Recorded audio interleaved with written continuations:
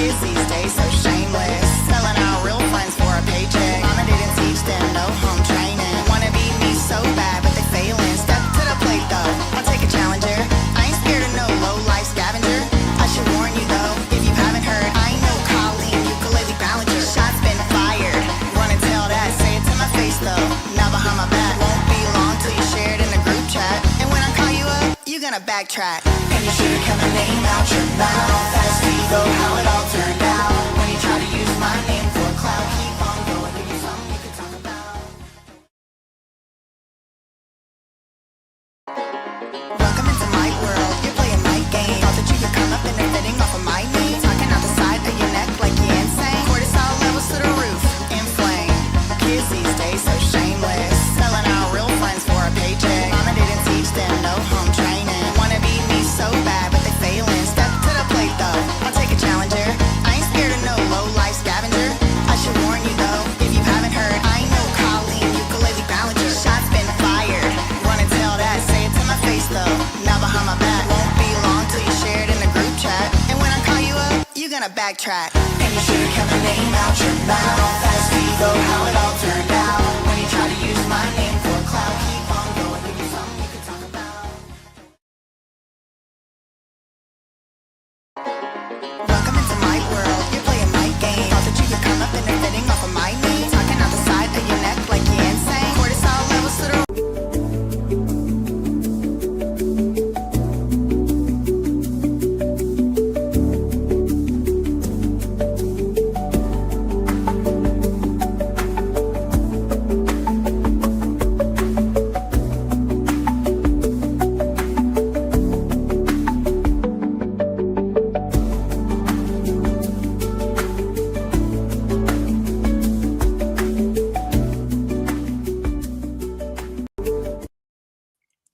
Hello everybody, how you doing this fine? Oh, it's Friday, TGIF. We have a Sean P. Diddy Puff Daddy Combs hearing today, right now. Sorry, I have like 75 things going on at once. Just still kind of getting here. Okay, so we do have our bestiana, Matthew Russell Lee, out here on the Diddy case. Look, he's posted a video. Let me just see if he's tweeted anything. Sean P. Diddy Combs, his arraignment on the second or third, whatever it was, superseding indictment. That was Monday. We did live stream that. I'm just trying to find my right format here. Here we go. Okay. I did live stream that. Then there were like 30 documents filed in the last like 2.5 days. Yeah, in the last like 2.5 days, there were like 30 documents filed. There's documents flying to and fro. And so now there's another hearing today. It's this Friday. So there was one Monday, there's one Friday. Welcome, welcome, welcome. This is still not the one I want. Here. All right, here is Matthew Russell Lee. I was going to say friend of the channel, but he's really, we've never spoken. I feel like I need a light on. We've never spoken, but I really appreciate, and I'm always singing his praises. I appreciate his work. He goes over to the courthouse. He covers these. He sits in court, listens to what everything, that's being said, and he live tweets what's going on. So seriously, shout out to him. And that's the only way that we have any idea what's going on inside this court. That is like the only way. We can get it from tabloids or whatever, but shout out to Inner City Press. Seriously, I am just so grateful for his work. You can support him. He has many ways to support. Shoot, I did forget to put his link in the description. He did say he was going to be at the Diddy trial. If there's any mods in here, I'm not looking at the chat right now. I get too distracted. But he did say he was going to be in the Diddy trial in the Diddy courtroom. So let's watch that and see what he's saying here, or what he did say. I didn't watch it yet. Here at the Southern District of New York Courthouse today, Friday, April 18th, 2025. Yesterday, after 5 p.m., they docketed a new indictment of Luigi Mangione here in the federal court. It has special circumstances for the murder.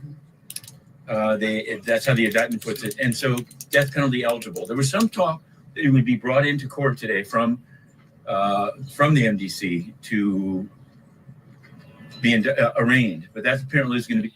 Again, I didn't watch this yet, so I don't know when he's going to talk about Diddy, but it does say it in there. See, April 18th, Sean Combs trial. See at the top. Okay. Next week. There's a lot going on next week. But for today, here's what's going on today. The absolute endgame of Nadine Menendez. Yesterday, a full day of closing arguments. AUSA Monteleone. He does this for like several trials. He just, wow, what a genius. Hammering hard, largely echoing the Bob Menendez Gold Bar Bob trial. And then Barry Coburn taking a different approach. Some people thought it was funny, but it's not like the approach in the Bob Menendez trial worked. So maybe his kind of folksy Columbo-like approach will work. We'll have to see. There'll be some final legal instructions and whatnot today, and then jury deliberations. Will they reach a decision today? We'll have to see. If you're just joining, hi, hello. This is Matthew Russell Lee. He is the person who is doing the live tweeting. He made a video earlier. In the description, it does say Diddy, so I'm just trying to find where he's talking about Diddy so I can show y'all what he said. He's the guy. This is the man where we get the journalist, where we get all the information from. It's where I read the live tweets from, and this was him outside the courthouse a while ago, an hour ago. The Sarah Palin trial is off for Friday, but it will resume Monday, and it seems to be moving fast. There was actually some, Judge Rakoff said maybe they'll do the charge conference Monday. We'll see. That's coming to a close. Sean Combs? Someone just got hid from the channel for telling me to stop interrupting on a commentary video. So I do want to just let y'all know, if you don't want me to interrupt things and comment on them, I do invite you to leave my commentary channel. I am commenting on things. Okay. So if you want to go and watch it, I told y'all, Ahmad probably dropped the link. If not, please, Ahmad, drop a link to Matthew Russell Lee's Twitter.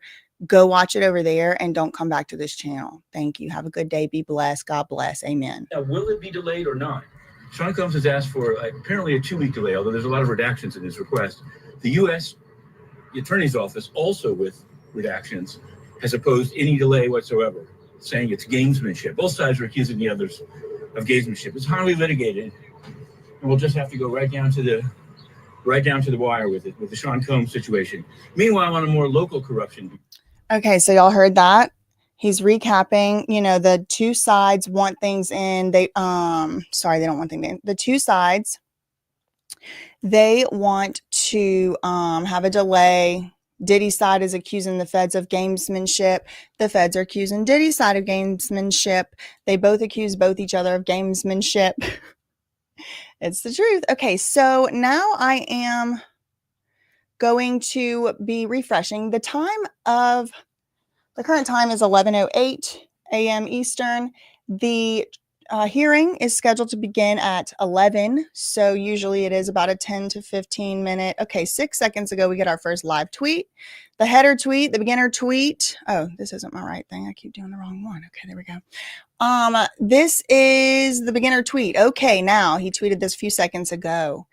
U.S. versus Sean Combs. Hearing on Diddy delay of trial bid and discovery issues. Victim 4. Inner City Press wrote the books. He has written 2 and published 2 books on the Diddy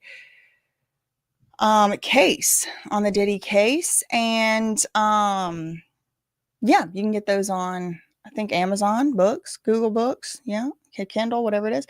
Okay, did he do it? Did he do it? Did he do what?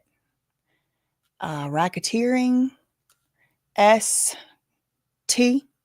ficking. If you're just joining, hello, hi. We are just getting our first tweet from inside the courtroom. Diddy has his second in-person hearing for the week. He was just in on Monday. He just went in on Monday. There were some things argued. There were some things discussed. And then about literally 50 documents, at least 30 documents have been filed since then, since Monday. So that's what we're dealing with. Let's see. We are reading the live tweets from inside the courtroom, rather. So let's pull up the docket while we wait, and I'll see if there's any new filings Oh, there were new filings since my live yesterday. I think 3 the last time I checked, but I'm expecting them to keep flying off like this for the rest of the day, but who knows? You do have kind of like lulls. You'll have highs and then you have lows, as far as I'm pulling up the docket. As far as like how much stuff gets filed, like there's just like flurries of filings and then there will be a day, like days without any filings. Okay, no. So now we're up to docket number 260. So yesterday I started my live stream with the PowerPoint and all that at 229, document 229, and that was filed the day before yesterday. And then today at 11 a.m., like 2 days later at 11 a.m., make a wish, we're all the way up to 260. That's how much stuff's been filed in 2 days. Okay, this is where I started here. All of these things have been filed in 2 days. Isn't that crazy? Okay, let's go to Inner City Press Twitter. Let's see if he has tweeted anything else yet. The judge may not have even gotten in yet. The judge may not have even gotten in yet. It is only 11:11 again, make a wish. It is only 11:11. However, usually in the last few times that, in my memory, the hearing or whatever, it doesn't actually start typically exactly on time. Typically, it has, in my memory, been starting about 10 to maybe 20 minutes late. And so once the judge comes in, though, it seems based on the tweets or whatever that he's like coming in on a mission. I'm just refreshing. Would you have someone inside the court room? These are public tweets you could go and read if you do not want my commentary. But Matthew Russell Lee, he goes to these cases. Seems like he's at the courthouse every day, all day. And he's sitting and he's taking notes and a lot of stuff. And he's live tweeting. He writes books about it. And so that's how we get this information. We, meaning, me on this channel. He's been covering it. Nothing new, no new tweets. He tweeted 4 minutes ago, starting the thread. He'll do one tweet and then he kind of like reply tweets as the trial goes on. I keep saying trial.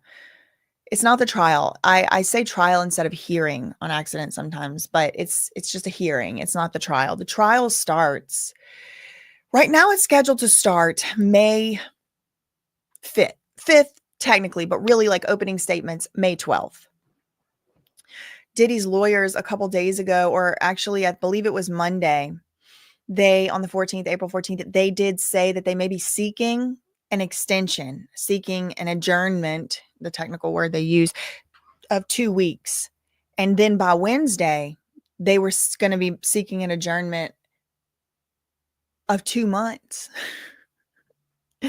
Originally, Diddy's lawyers, they were trying to have it to where the jury selection still took place. Did you know the jury selection is taking place right now for the Harvey Weinstein retrial? Weinstein? I don't really know how to say the man's name. Okay, let's see if we have any more tweets. The tweet thread has been started. No new tweets. So it was 5 minutes ago. Matthew Russell Lee checked in. This is him right here. You can follow him at Inner City Press on X. Oh man, he's got beef. He has beef with the UN. He is not a fan. He's got some stuff going on. And you look, that's his pinned one from 2016. God bless him. Okay, nothing new tweeted. Okay, so we can check in on this docket really quick. So where I stopped yesterday, I believe, was right here. No, here, I believe it was right here. I think I stopped at document 256 or 257, and that had to do with motion to quash certain subpoena. There's a lot of evidence being argued about right now, and this document right here, 260, it's a motion in limine filed by the government, the feds, the prosecution. They filed 100 pages long, and actually it's 9 motions in limine in 100-page long document. the government is trying to admit 3 pieces of evidence, and they're trying to keep out the other, like, 6 or whatever. Yeah, 6. Some of the stuff they're trying to keep out seems a little bit crazy, like Diddy's prior good deeds. Like, the government doesn't want Diddy to be able to talk about, like, to bring up any evidence or any testimony or anything about, like, prior good things he might have done, which I think, is crazy and unfair, because the government's whole case is to tear down Diddy. And now they're saying, and you can't say nothing good about yourself either. Like, wait, hold on. Wait a second. But some of the stuff they say does make more sense. Some of the, there's 9 different motions in limine. So let me see if Inner City Press has said anything else. No. I didn't know, really running like 32 seconds ago. He posted something. Oh, he's following Luigi Mangioni's trial too. Did y'all know he got the federal indictment came down April 24th for Luigi Mangione. He got federally indicted now. Arraignment on April 24th at 3 p.m., courtroom 110. Man, he is tweeting up a storm. Okay, but what about no new tweets in the Diddy one? If you're just joining, hi, hello. We are just hanging out here waiting for the Diddy trial. See, I keep calling it a trial. The Diddy hearing, pre-trial hearing to start. We're going to be reading live tweets. Cameras are not allowed in the courtroom. They're not allowed to video broadcast it. I think it is preposterous. I think it is unconstitutional. I think it is abhorrent. But nobody listens to me. Nobody listens to me. So we're just going to read live tweets. And so we're waiting.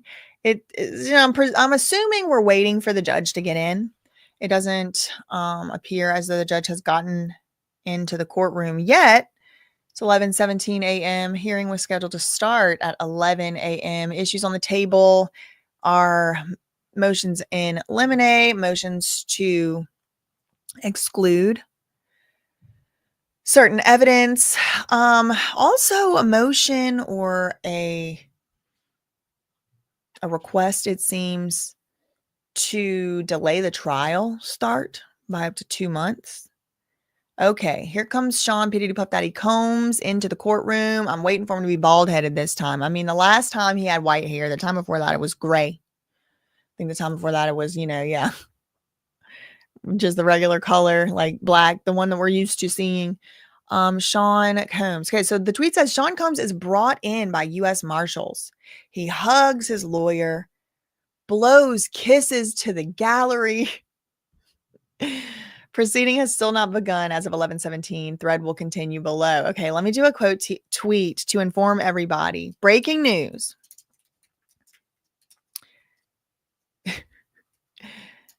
Sean P. Diddy Puff Daddy Combs is blowing kisses, quote, to the gallery. Yeah. Yeah. That's all. Okay. Okay. Let's see. That's the most recent tweet. Oops. Let me pull up the PM. He did not blow kisses for real. I'm listening and cleaning. PM. I wasn't there. I'm just reading from Matthew Russell Lee's tweets. And this is a great reason why, it's a good demonstration why we need to have live stream footage of this. To his family, probably. No, he was blowing a kiss to you, Sheena. He was blowing a kiss straight at you. Probably his family. Yeah. I doubt. Yeah. I mean, I certainly haven't seen any evidence of like fan club accumulation. Can y'all even imagine if there was like Diddy fans outside the courthouse? Like, like the Pee Wee, remember the Pee Wee Herman case I did on BJ Investigates? Like, free Pee Wee is innocent, Pee Wee Herman. But like a big part of the coverage of that case was the fact that he had fans, out there, like the Free Britney case. There's rallies outside the court. Nice. I'm here at 1:18 waiting for the 11 a.m. proceeding to begin. There are actually 2 books. Okay. Is his lawyer Brian Steele? Is that who he hugged? Marie in Denver asked. Oh, Lord. Now we're doing crypto. I'm so impressed with this platform. After being burned in the past, I was hesitant to. What in the heck? This is. Get out of here. Goodbye. I don't want to see crypto ads. Goodbye. What's this? Are you ready to see? No. I don't want this ad. Get this out of here. Okay. Oh, now they want me to buy removing ads. Okay, let's see if there's any new tweets from inside the Diddy court. 2 seconds ago, the judge is in the courtroom. All rise. I should wear, y'all remind me next time I'm going to wear my judge coat, aka my law school graduation gown. Usually you would not buy those, you would rent them. But I graduated the year of COVID, and they didn't give us a real graduation. And a consolation prize was they gave us the option to buy them. So now I have my graduation gown I graduated in. I need it for the next court hearing. Okay, so the judge got in. The judge says, I'm going to go through the items. Then both sides will have the opportunity to react. I'm previewing for you what I'm going to want to hear about the motion to exclude the 2 experts. 2 victims were 2003.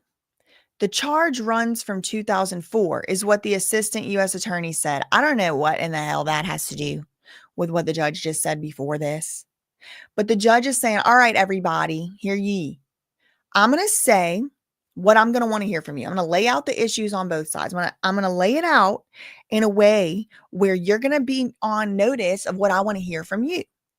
And then the judge highlights one issue in particular about excluding the 2 experts, because Diddy and his side have filed a motion to exclude testimony from Dr. Dawn Hughes. Dr. Dawn Hughes, well, she's kind of controversial because she's like a S-abuse expert, but she's like really high profile. She was in the Johnny Depp Amber Heard case. She actually, I believe, was Amber Heard's actual psychiatrist or psychologist, clinical psychologist. But she comes up and testifies on victim behaviors. Like she'll be like, it's common for X% of victims to go back to their partners or abusers, It's common for X% of victims to not remember, to have certain memories or whatever. And so Diddy has filed a motion to exclude this woman entirely from his trial. No. The government wants her, though, to be the witness, an expert witness. Or an expert, I don't know, an expert subject matter expert. I'm really not exactly sure, but like they want her. The government wants her. Diddy said no. Similarly, Diddy has his own medical expert. He wants to offer up Dr. Sasha Barty or Barden or something like that. The government, in that huge 100-page thing we just looked at, the most recently filed document in this case, docket number 260, the government, one of their 9 motions in limine, is to exclude the testimony of Diddy's expert. So what you have is competing, dueling experts. Both sides are trying to put their own expert up. Bad enough they would be fighting each other. Both sides are both now also saying that expert shouldn't be allowed. Other side, that expert shouldn't be allowed. And they've presented arguments. The judge is saying, I'm going to preview for you what I'm going to want to hear in relation to excluding the 2 experts. Now, I will be surprised and shocked if the judge does not allow Dr. Dawn Hughes to testify. I believe she may have also testified in the Weinstein cases. I would need to look.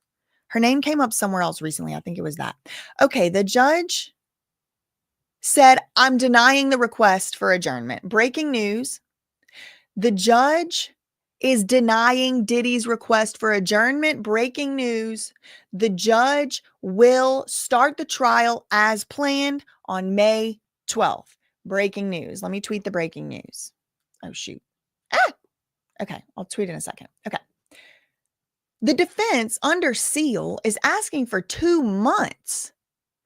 The judge says, remember we read that? We talked about this in 2 separate videos. Now this is the third. Diddy's asking for 2 months, not 2 weeks. The issue about victim 4, this is the WhatsApp messages. The judge says this is not sufficient for a 2-month adjournment, buddy. The new conduct isn't really new. Okay, so boom, boom, boom. All 3 of Diddy's arguments upon which he based trying to get the trial pushed off. Now, remember, this is all happening on the backdrop of Diddy rushing this trial along. Because originally the judge was like, are you sure you're going to be ready to go for a spring trial? And they were like, do it in March, Your Honor. We're ready today. Now they're like, okay, we have 2 months, which makes sense. I don't even think that it's a bad faith request. I think they probably really do need 2 more months, but it's just a little too late. The reasons they gave were, oh, there's new charges with a 15-year minimum. Well, the judge said it's not really new charges. You've been on notice about the ST charges on victim 2 since at least January and arguably September of last year. Even so, it's not enough. Even so, it really isn't new. The issue about victim 4, the judge said, and this is the WhatsApp messages. There are 3 screenshots from a WhatsApp conversation, but it's like a longer WhatsApp conversation, and Diddy wants that conversation. Well, the person they got it from, victim 4, who's a longtime employee of Diddy, she is claiming she does not have those conversations anymore. She only has these screenshots. Well, Diddy and Agnifilo and his lawyers are just saying, we need to pause the trial. We can't even go forward without those. We have to have those messages. The judge is like, no, you don't. It's not a big enough reason to no, we're not doing that. I'm denying it. It's too much. Okay, let's see if he's tweeted anything else. Yes. Next. Okay, so that's the first thing. We have another tweet. Came 2 minutes ago. The judge goes to the next item. Mr. Combs now has 4 firms representing him. The motion for a delay is denied. Oh, because remember, we just put Brian Steele on here. Brian Steele, young, truly humble under God, aka Young Thug. His lawyer, Brian Steele, just joined the case. So the judge like, yeah, you got 4 law firms representing you, buddy. I am not sympathetic to your time argument. Y'all can look at 200 pictures in a week. Okay, chill out. Motion for delay is denied. Next. The government is saying the evidence is relevant to the RICO charge. As for victim 5, remember we just found out about victim 5, I think on Monday.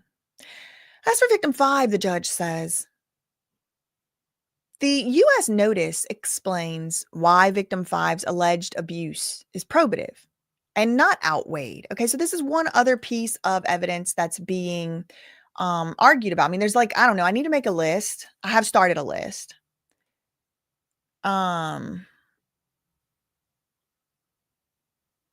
No new tweets. Okay, so we're caught up on tweets. Don't worry. I have started a list in the form of an Excel spreadsheet about, so I can get a better understanding of exactly the number of items or at least categories of evidence that are being discussed. Now, victim 5, I believe, has to do with prior bad acts testimony. Again, I would need to refresh my recollection on that. I'm just doing this in a live stream off the top of my head. There's a lot going on. Yeah, so breaking, the trial will not be delayed. The judge said, no, your arguments fail. Gonna refresh here.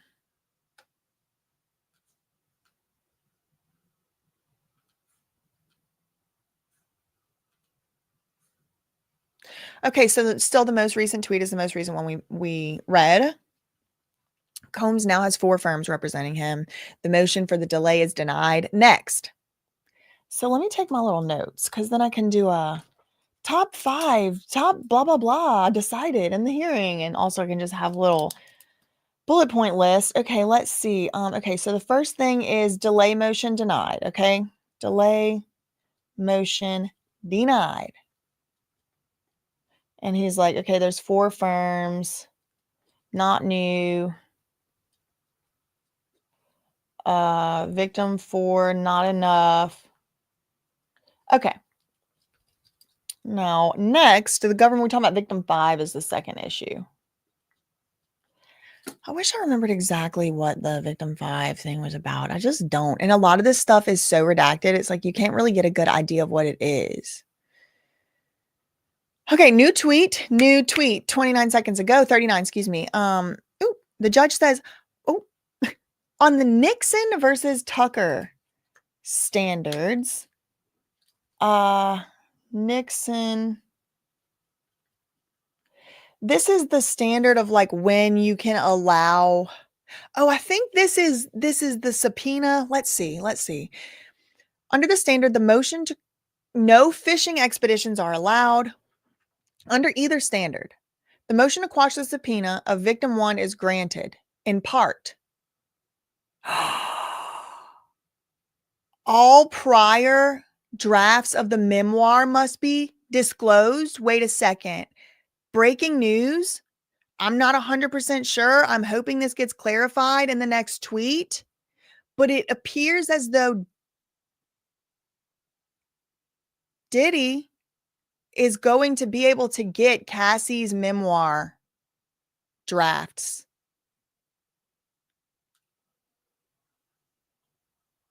It's like, I don't know anything more than you. I'm just reading this tweet, but look, it says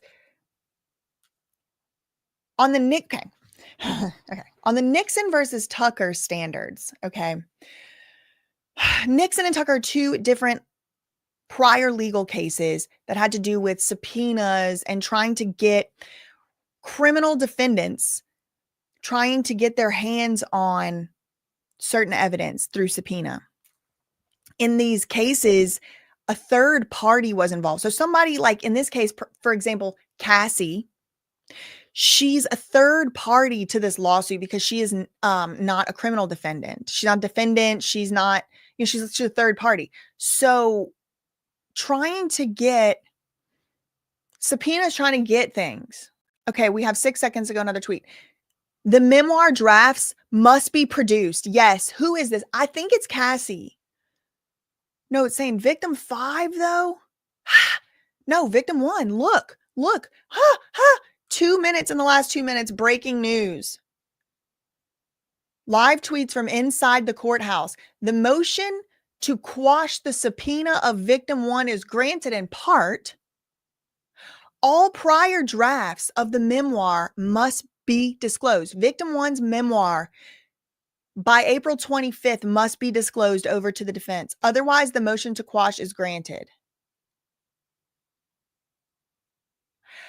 As fishing expeditions are prohibited under both. Okay. So you have these 2 standards, these 2 prior cases, Nixon and Tucker. The government was saying the Nixon standard should apply, is a little more stringent. Diddy was saying the Tucker standard should apply. The judge said, I ain't even getting into that. Under either one of them, you're not allowed to just go and ask for anything under the sun. However, I will let you have one thing, Diddy. Consolation prize for you, buddy. You can't get everything and anything in her bank statements. He wanted financial bank statements. He wanted financial transactions. He wanted a lot of stuff. Diaries, journals. Judge said, no, hell no. But I'll let you have the memoir drafts. And she's got to give them to you by April 25th. Breaking. The judge says the finances do not need to be shown. They claim outreach to Mr. Combs about the memoir. Okay, so this, I think, again, I'm having to kind of read the tea leaves because I only have these tweets. But I believe what is being referred to here by the judge is, remember when Cassie sued Diddy at the end of last year, and we ended up finding out in the filings that Diddy claims Cassie had threatened him to publish a book? Remember this? And she was going to publish a memoir, or else, unless Diddy settled with her, and then there was like a multiple millions of dollars settlement, 10 million, 30 million, something, something. I think the judge, when he says they claim outreach to Mr. Combs about the memoir, I think the judge is saying they reached out, if this is true, that Cassie's lawyers reached out to Diddy and said, we're going to write a memoir and we have drafts here and she's going to publish it unless we can settle. Diddy's saying, well, I want all the drafts of that because we settled based on that. They reached out to me based on that. It seems to me that might be what's going on. I mean, all I have is to go on is these tweets. Okay, 10 seconds ago. No. Okay. Oh, we got two new things. Wow. Warner Brothers motion to quash is denied. Breaking news. Warner Brothers Discovery, HBO Max fall of Diddy. Diddy sent them a subpoena. Diddy sent them a subpoena demanding that they turn over to him interview outtakes. The Warner Brothers, the parent company, they sent a motion to quash, meaning a motion to get rid of Diddy's subpoena. We don't want to turn that over. We have privilege. It's unpublished news gatherings materials. Unpublished news gathering materials. And we don't have anything to do with this. And Diddy can't get that from us. Diddy files an opposition. Well, right now, moments ago in the Southern District of New York, the judge has denied Warner Brothers' motion to quash, which means not only does Diddy get, or his side, get presumably Cassie's memoirs, all the drafts, but also just now breaking, he also gets the interview outtakes from the fall of Diddy. And the reason for that, let's see what the judge says. There are outtakes from two specific witnesses. The defense says they are relevant. He says, like the draft memoir, they are admissible, the judge says. The reporter's privilege cited by Warner Brothers, it exists, but it's overcome. These are significant. The judge goes on. These two interviewees are likely to testify in the trial, so the outtakes are admissible. Oh my God. Outtakes admissible. Oh my God. We have something else on victim 4. Oh my God, he's flying. I knew he would. On victim 4, this is the WhatsApp conversation we talked about earlier. A long-term employee. Some people have speculated this could be Christina Karam, but who knows? The judge says Diddy's side has asked for all communication. Judge says that is a fishing expedition. Okay, remember we just talked about a fishing expedition earlier on the financial records and all that for victim 1. The judge says you tried it again, Diddy. That's a fishing expedition. You can't have all the communications of the whole entire conversation. No, your request is denied. Rifle shot might be okay. Again, he's with the rifle shot. What's he talking about? The motion can be renewed. So denied. I'm denying you getting into the WhatsApp messages right now for victim 4, but you can, it's not with prejudice. You can try it again if you get more information or you want to try another way. 11 seconds ago, another new tweet. The judge says, wow. This is crazy. This is like historical stuff happening every second. Wow. Okay. So this is a good example of how just because the public gets really riled up over something, and in one case, because we really hate somebody, we'll let something happen. And then it gets applied in another case. And it's like, wait, hold on. We are flying down slippery slope to scary land. In my opinion, the judge says the request for victims 2, 3, and 4 to proceed under pseudonyms is granted, relying on the Keith Raniere Nexium cult case. The defense acknowledges as to victim 2. The other 2 will also go with pseudonyms. The defense knows their names and the jury will be told the names too. It has been, for now, ordered by the court that the public will never know who is making these allegations as to victims 2, 3, or 4. not temporary, forever. And the case being relied on is this Keith Raniere NXIVM case. I believe this is a bad precedent, and I believe this is going down a bad precedent because we now live in a country, at least one jurisdiction right here in the Southern District, where multiple people can make allegations against you and you can lose your freedom and you can be locked up. I understand with Keith Raniere and Diddy, you probably don't care. But think about like the public would never know. Don't you think the public has the right to know? They're the one. This is called the United States versus Sean Combs. The United States is not just a mystical ghost entity. That's us. And we're never going to know, like, what? I'm not a fan of this ruling. Sorry. I know, like, for the fact of Diddy, like, who cares? You know, y'all don't care about his freedom and stuff, but that, you know, what if it's something you care about? Now we have Diddy and Raniere. I do understand that it's important to protect the victims' identity for some. There's some interest in doing that. I understand how it could be a deterrent. I understand how it could be dangerous, but a lot of people were in my comments last time saying their identities have to be protected from Diddy because Diddy's going to send people out after him. Diddy knows who they are already. This has nothing to do with Diddy. He already knows who they are. This pseudonym is for the public. This also happened in Harvey Weinstein case, but that wasn't a federal case. That was the most recent tweet. So I'm just waiting for him to tweet more. Okay. Yeah. Wow. Okay. So Nixon Tucker, no fishing. Okay. Outtakes were granted. Yeah, this is going to be a fast hearing, y'all. Outtakes were granted.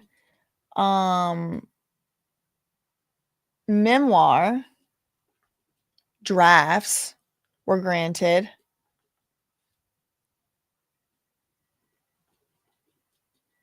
For victim 1, who we believe is Cassie because that's the person from the Intercontinental Hotel footage, which, I mean, unless there's 2 of those footages.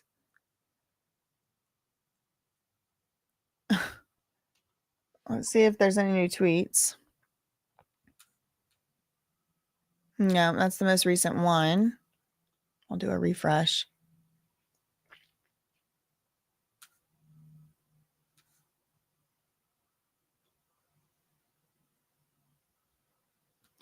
Who is in the court? Christina asked. That's the most recent tweet. I'm just waiting for him to tweet more things. What do we have so far? Okay, so biggest revelations. Let's see. The outtakes were granted. So Warner Brothers motion to quash denied. Memoirs, Diddy's going to get the memoirs. Motion to delay denied. That was a big one. Diddy wanted to delay the trial 2 weeks, 2 months. Either way, denied.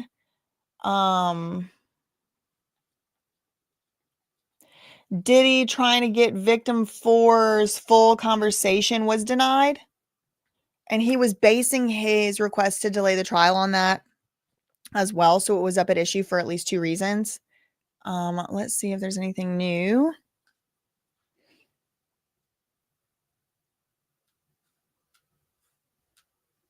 No.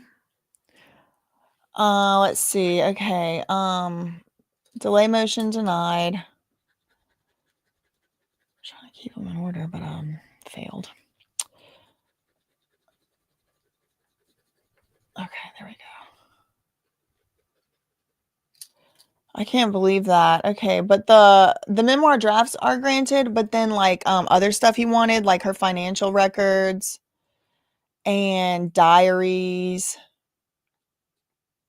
are excluded because that was a fishing expedition.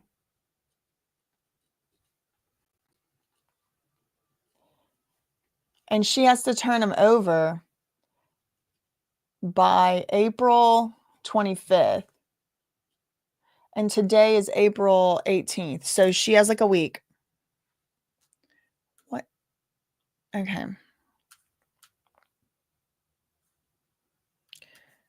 Nothing new still. Now, I will say that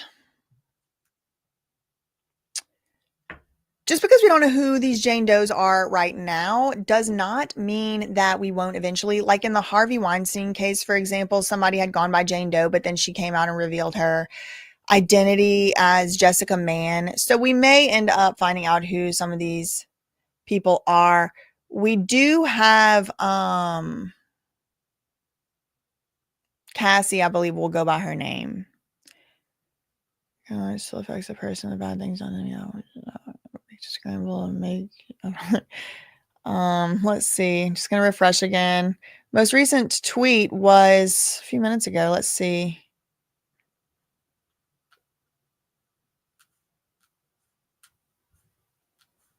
Yeah, he hasn't tweeted for 7 minutes, so I don't know what's going on in here.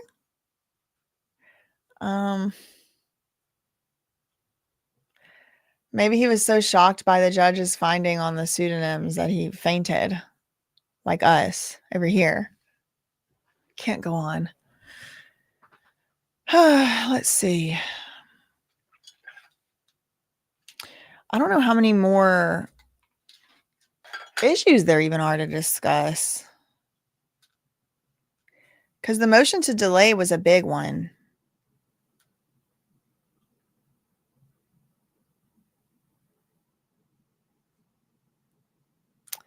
What are y'all saying?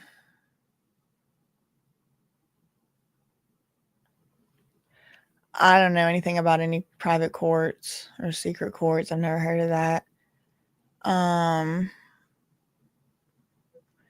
Did she admit to keeping the transcript on vacation? I don't know. I think they just sent her a subpoena for it. And now the judge is saying, okay, turn it over. Like if she doesn't have them, then maybe she'll file a note saying she doesn't. But she did file an opposition. She didn't say she don't have them. I mean, I just briefly read it. I briefly skimmed it last night on live, so I would need to go back and read it again. Let's see.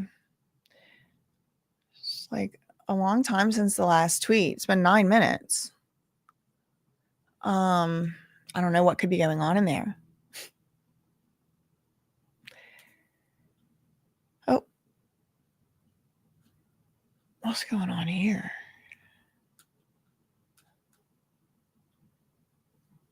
Yeah. I'm just going to check out the docket. I don't think anything would have been filed right now because, yeah, no, the most recent is still the government's 100-page motion in limine. So shout out to everybody in the chat. If you're just joining, the most recent tweet, live tweet from inside the courtroom was about 9 or 10 minutes ago. Queen Brielle said, do I get the transcripts from the hearings and trials? No, because, these are like, they can run up to like a few $100s.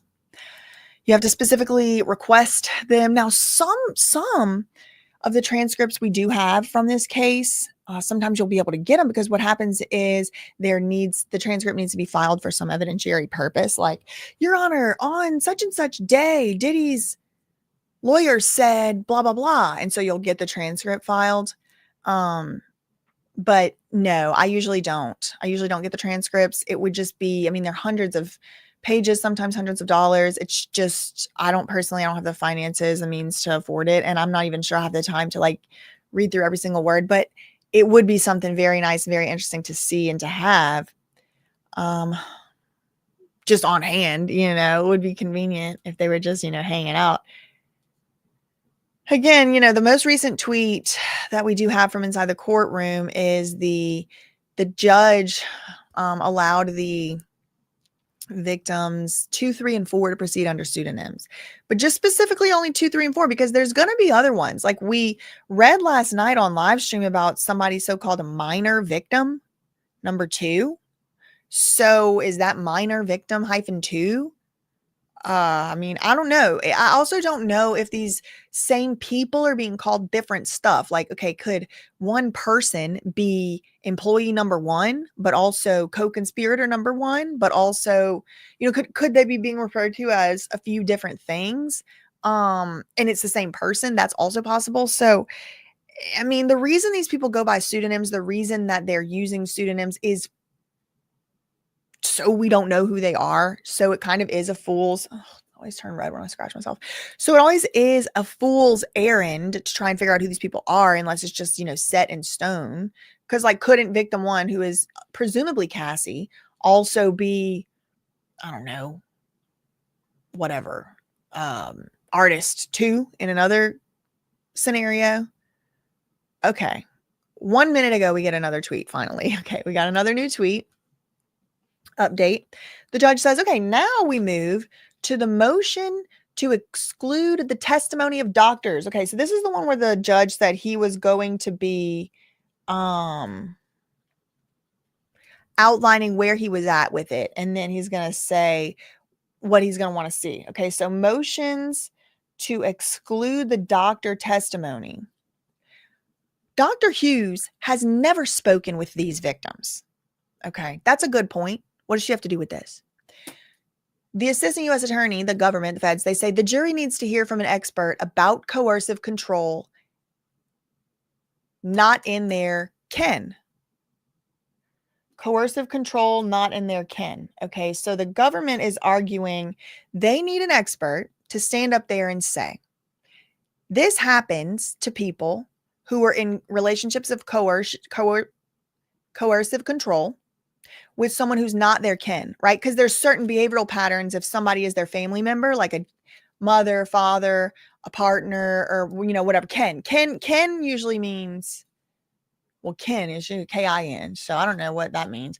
But I think this means kin, like your kinfolk. Dr. Hughes has never spoken to this person. Dr. Hughes is the Amber Heard expert from the Amber Heard Johnny Depp thing, and she's like a high profile, but in that case, she was actually Amber Heard's doctor. So she could speak to like notes and stuff in that case. Here, she's just an expert, and it's being presented, feds are presenting her as a subject matter expert on the area of coercive control.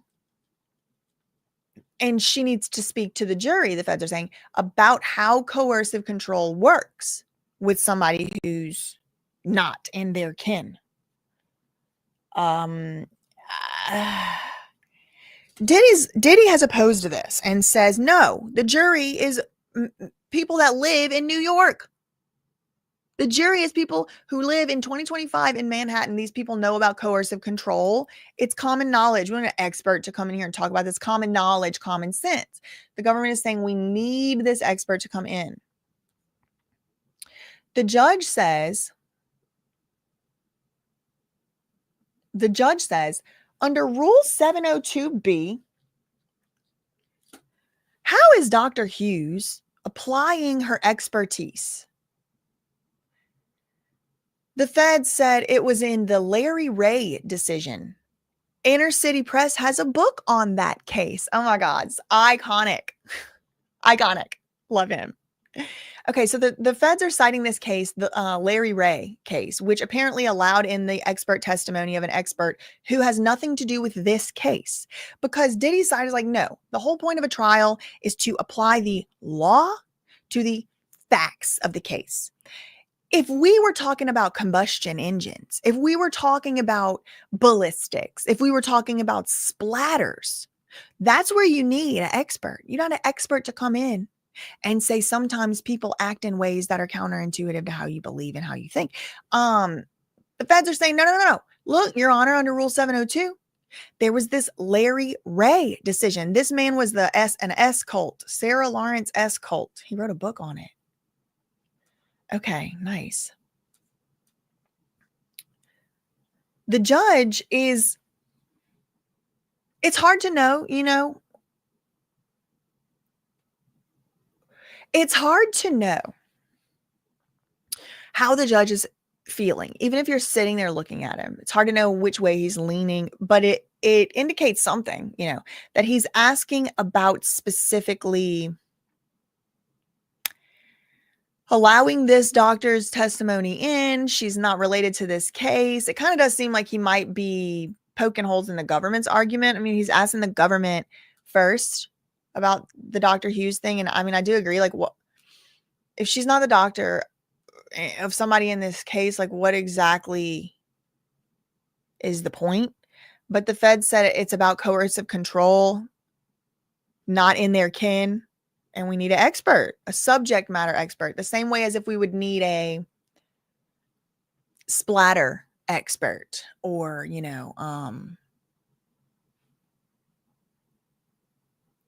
combustible engine expert or skid mark tire expert or something, my cousin Vinny. Let's see. Just refreshing to see if he's tweeted anything else new. Looks like no. Let me do a refresh. Hard refresh.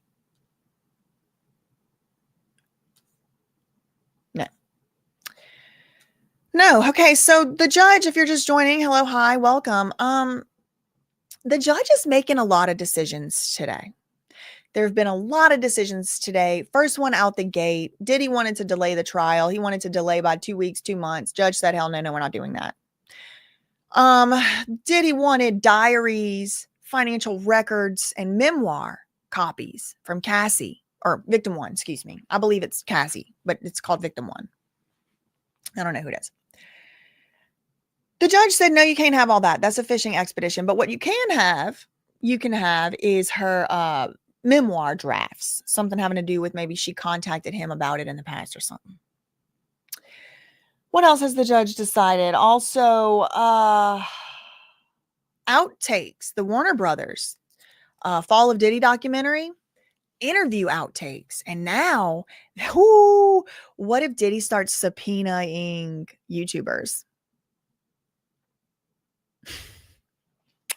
Nobody's going to have any interview outtakes from or with me because all my communications with people are right here on the screen. So you could download that live as your exhibit.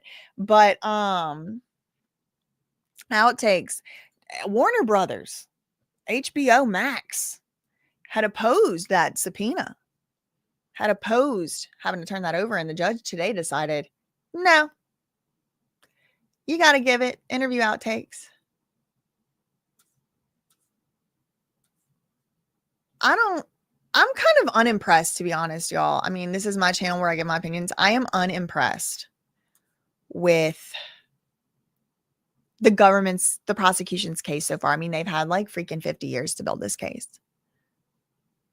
Thanks so much, Katie, for the $4.99 super sticker. Shout out to you. Thank you so much, Crystal, Hiker Mom.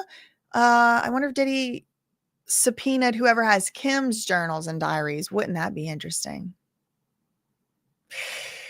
If it was Courtney Burgess from the Fall of Diddy. And that's why, because that was one thing I thought was interesting. Diddy originally did subpoena Warner Brothers for diary entries, diaries, and journals. He asked Warner Brothers, the Fall of Diddy documentary people, for that. Well, then he withdrew that request. He didn't want that anymore. Then all he wanted was the interview outtakes. He got them. He got the interview outtakes, but he had dropped the request for the diaries. Now, what if is Courtney Burgess in Fall of Diddy?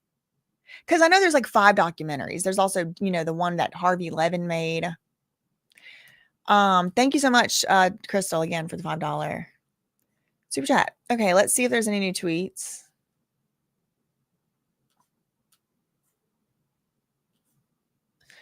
No, the most recent one. I'm assuming that they're arguing right now over the doctor testimony, because before the judge started making this like flash round of decisions, he was saying that he wanted to lay out where his mind was, what he was thinking about a certain particular topic.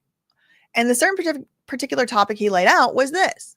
He said he wanted to discuss the exclusion of both expert testimonies. So if you're just joining, if you weren't here at that time, if you forgot, Diddy has filed a motion to exclude the doctor's testimony, Dr. Dawn Hughes. That is Amber Heard's expert, and they're trying to use her over here too.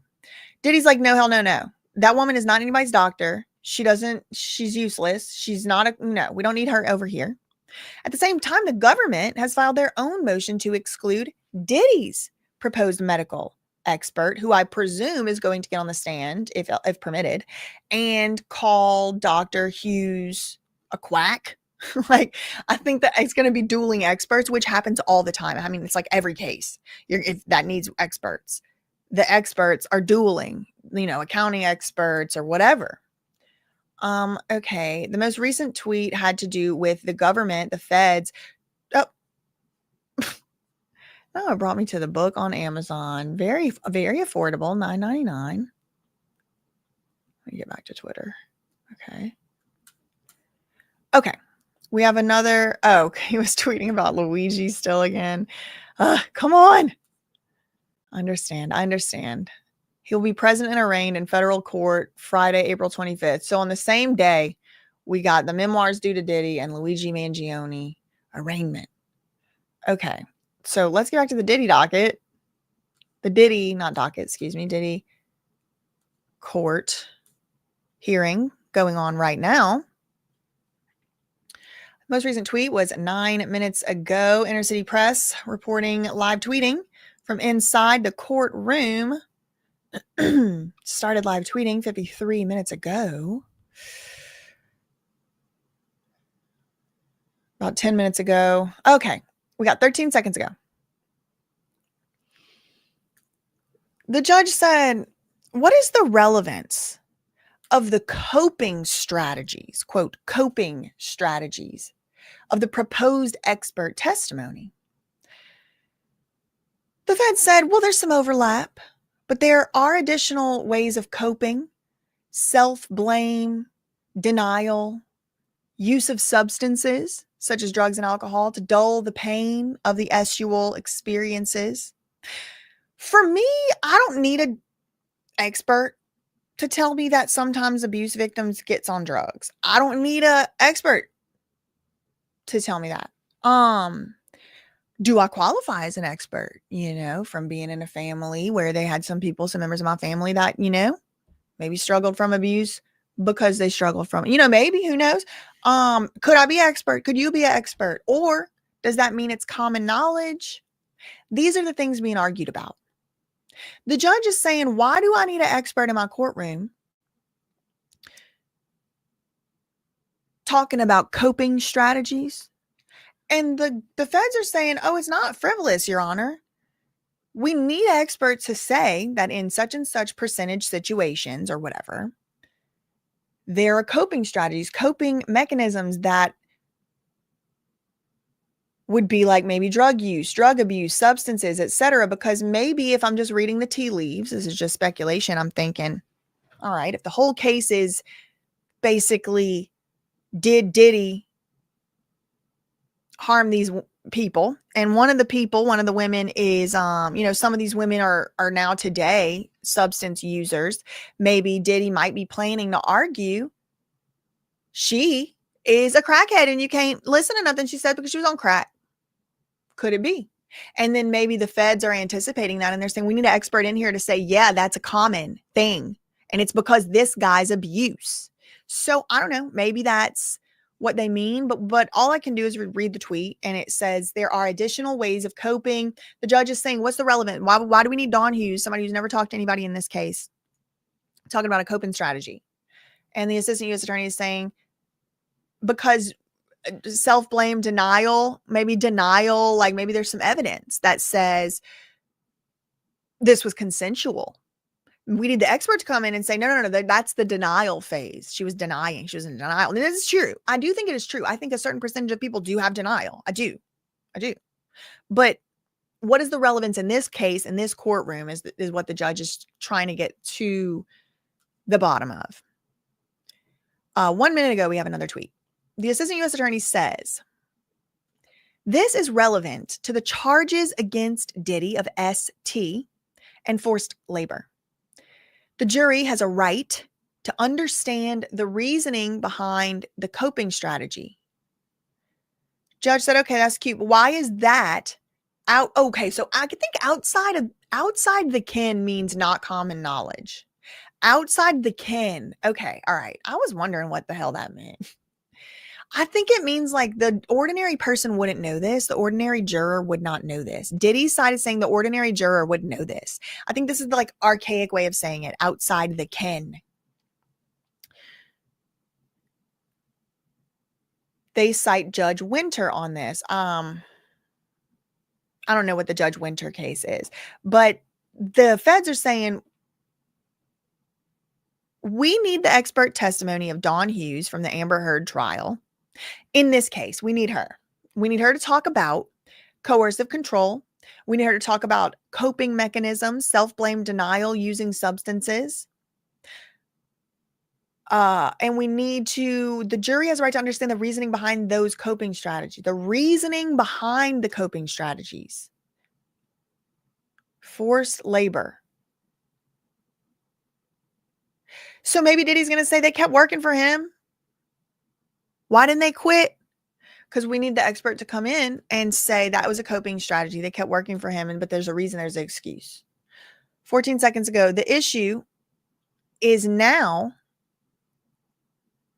Oh, okay. So somebody asked Inner City Press a question.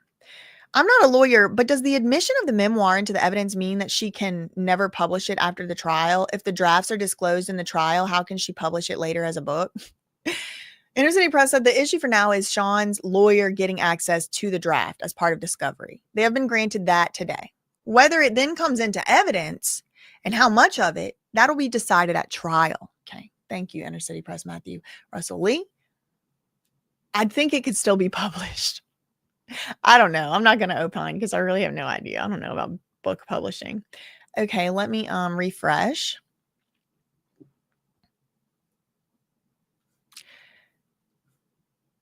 I do think we're winding down to the last couple issues. It's going to be, are the experts going to be allowed in? I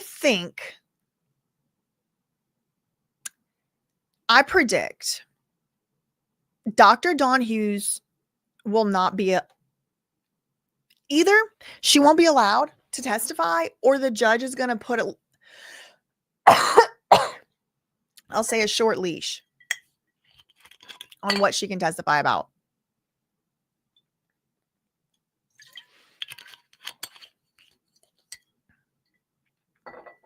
I don't know. Diddy's expert, they might let in, especially if it's his doctor. I'm just seeing if there's a new tweet. No. The judge said, why is that outside the ken of the average juror? I guess Judge Winter didn't let some of this evidence in at some point.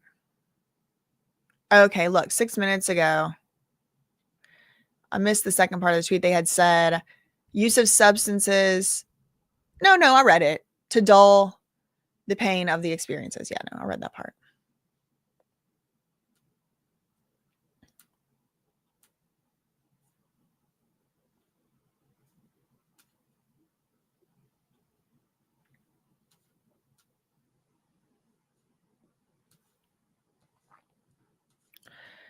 Just waiting for some new tweets from inside the courtroom.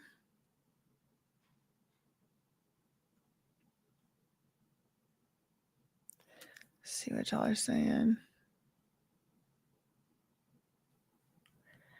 They need an expert or two. Well, we don't know. The only stuff we know about as the public so far is like the stuff that hasn't been redacted and the stuff that hasn't come up at issue. Like, for example, Diddy had sent out subpoenas to Warner Brothers, to Victim One, to who else? Somebody else I'm spacing right now. But for example, those two, right? Like I think Victim One is Cassie. So a subpoena had gone out. Warner Brothers could have, for example, just turned over what Diddy asked for, and we would have never known. We would have never known. Those subpoenas weren't on the docket. I didn't see them. Did you? No. The only way we found out about it is because Warner Brothers filed. So there might be experts coming in that there's just no opposition to. It's like, okay, Diddy's doctor. Diddy's doctor's allowed to testify, right? Like, let's say it's his doctor. Well, the government, why would they object to that? They probably want the doctor to come in so they could cross-examine that doctor or whatever, right? So it could be there's a lot of experts already, and the only ones at issue are Dr. Hughes and Dr. Sasha Barty or whatever.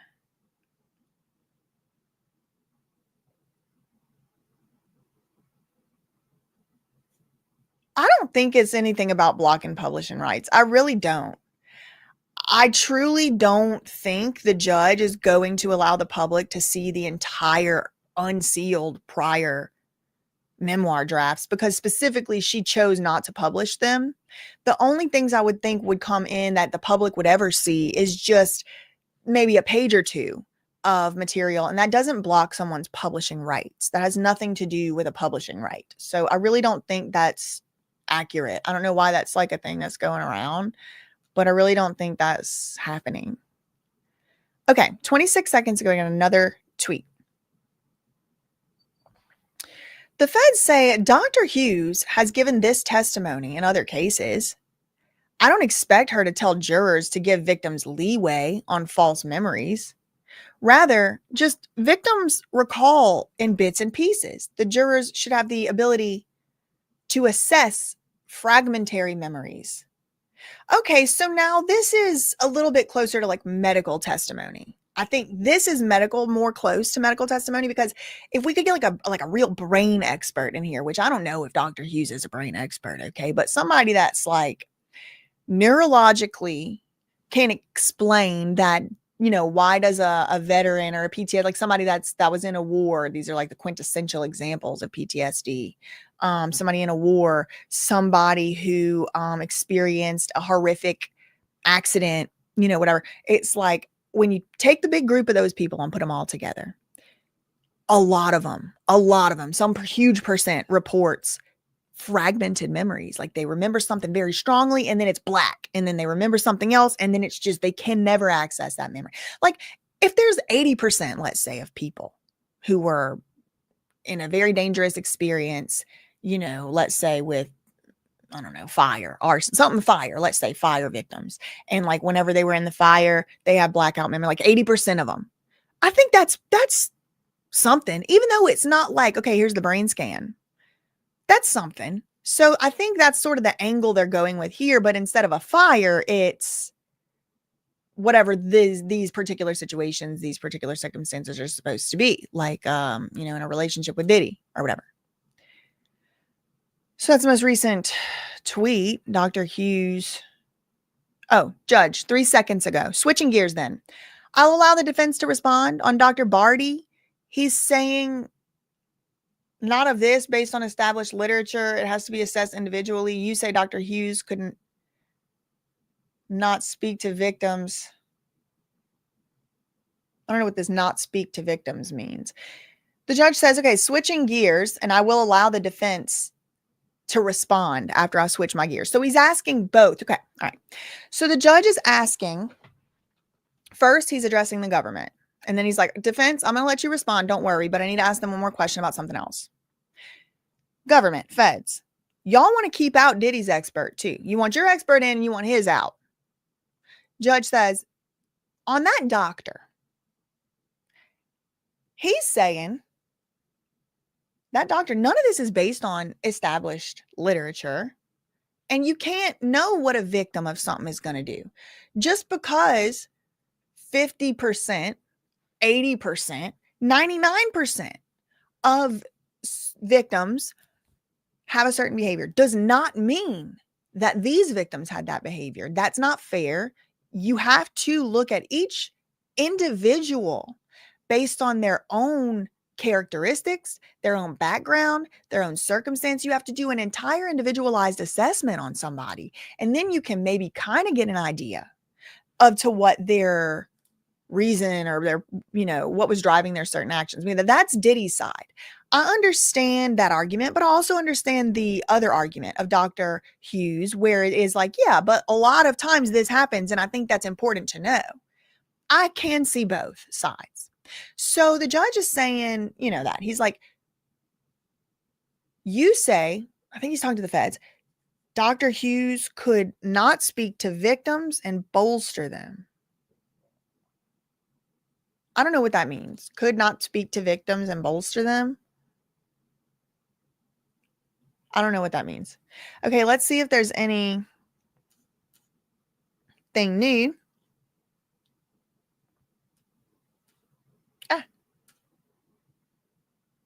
No, that's the most recent. Okay. So again, just if you're just joining, this is the Diddy, what's it called? Pre-trial hearing. He did just have his arraignment for the third or the second superseding indictment. He did just have the arraignment Monday. Pled not guilty. We are now talking about, the judge has decided a lot of stuff today. The trial is going to start as planned. There's not going to be any pause, any delay. We're going to be moving right ahead. Warner Brothers has to turn over outtakes from 2 interviews they did for the fall of Diddy. Cassie has to turn, or victim one has to turn, I don't know if it's Cassie or not. I think it is, but I don't know. Victim one has to turn over drafts of the memoir, but not drafts of diary, not drafts of journals, just memoir drafts, which I don't know if she's going to say she even has them still or what. 26 seconds ago,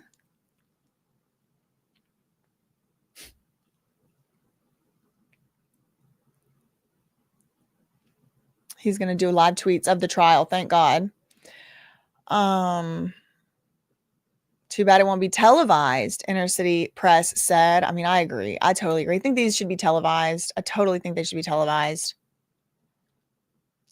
At the very least on like a 30-minute delay or something, like,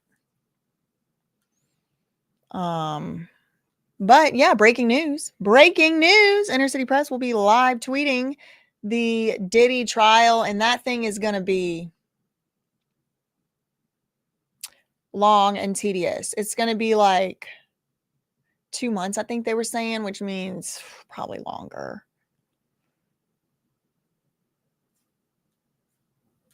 I'm just refreshing. Still, the most recent tweet is the most recent one we did read. The judge switched gears from Dr. Dawn Hughes to Dr. Sasha Bardley, who is one of the proposed experts that Diddy wants to have come forward. Dr. Dawn Hughes has given the same testimony many times, including in the Amber Heard Johnny Depp trial. She is the one who comes up and says, sometimes victims act in counterintuitive ways. They have coping strategies that, might make them seem less credible, like gaps in their memories, the substance use or abuse that they are suffering from could be caused by the abuse itself, stuff like that. Diddy's lawyer wants to bring in an expert basically just to like rebut, just to basically be like, no, we can't go by that. You have to go by individual. What do you mean? You can't take one thing that happened to one person and then say it happened to another person. You can't do that. You obviously have to look at the personal predisposition. I think this is all kind of heating up to be a battle of consent. It's going to be Diddy's lawyers. I mean, they've said as much, that, the primary issue in this trial is going to come down to the credibility of the people who are alleging they were abused by Diddy and Diddy's credibility. And so because things are going to come down to credibility, Diddy's lawyers are going to attack. They are going to attack the credibility of these witnesses. And so for that reason, I think, maybe it is important to have experts come in to kind of not necessarily bolster their credibility, but it kind of does help bolster their credibility in effect, because their credibility is being shot at. And without some type of counter to it, it's going to go down further, I think. I'm not the judge, the judge is deciding on this issue right now, though. If you're just joining, or if you forgot, Diddy isn't the only one who's saying that experts' testimony should not come in. In fact, and indeed, The feds are saying Diddy's expert should not come in. And they're saying, and if it does come in, she should not be allowed, Sasha Bardley should not be allowed to testify on the validity of Dr. Don Hughes's science. Like, so the guy's going to come in and like basically attack, like, that expert over there isn't even relying on real science. So the government's like, even if you let him come in, this Dr. Bardley, you can't let him talk about the science that Dr. Don Hughes uses.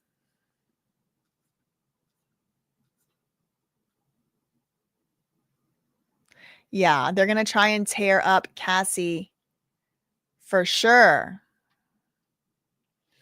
Well, if it's coming down to consent, they need the experts. I mean, that's what they're arguing. They are going to victim blame. Say they had bodies on them. So obviously they wanted, yes, in Honest Girl, I imagine this is going to be a line of argumentation. When are they going to drop the names of the co-conspirators is a question I'm wondering myself, Melanie. I don't know. I couldn't tell you. I don't know. Let's refresh, see if there's any new tweet. No.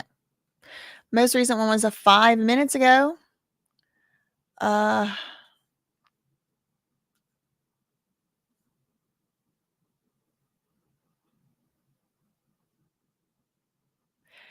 Judge, the last thing he asked was on Dr. Barty.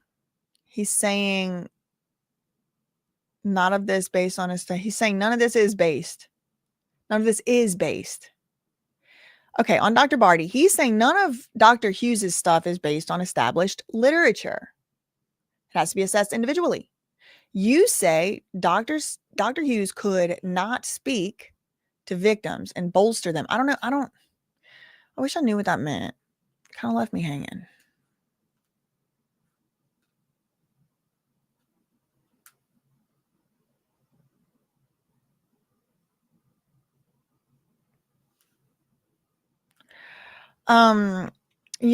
Just for like reality purposes, so y'all know, I don't have any armies. There's no BJ army. There's no surprise army. We don't do armies. Don't do those. Want to know why? Because some people fake set one up one time and called themselves That Surprise Army. And they were trying to harm me and sabotage me. And it was all for a lawsuit. They were setting up evidence for a lawsuit, in my opinion. That's what I believe. And all the while they were doing unhinged and deranged stuff. They were doxing people. And I told them not to do that, like on, lives and stuff. I never went into the Discord. They were calling themselves That Surprise Army. They started a Reddit. I need to know, is the IP connected to Jed Wallace in any way? I'm just curious. Started a That Surprise Army Reddit, and it was all malicious, vile, deplorable, low down, shameful. So no, we don't do armies. We don't do armies. But hello, everybody. Hello, everybody. Hello, the people. Let's refresh.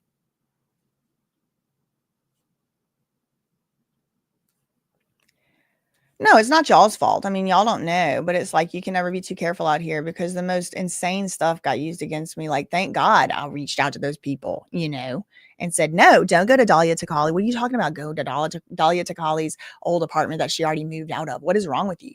And then she's like, oh, I already went. Oh, okay, well, stupid. So you lied. You said you were going to go, but now you're saying you already went. Okay. Okay, we got a new tweet. New tweet. The feds say Dr. Barty has no expertise in this type of coercion. He would just confuse the jury. Okay, so that's the government's argument about Diddy's expert. That Diddy's expert doesn't have coercive control expertise, but Dr. Hughes does. The judge says, okay, Diddy's lawyers, what do y'all think? So here comes Alexandra Shapiro. She says, what they miss about Dr. Barty? He is rebuttal testimony. Yeah, we're here to bust down the arguments with him. I am shocked they are questioning him in qualifications. Okay, so she's coming out the gate a little sassy. Okay, I am shocked. That Diddy I'm Diddy's lawyer. I am shocked that the feds could even possibly be questioning him because he is so renowned.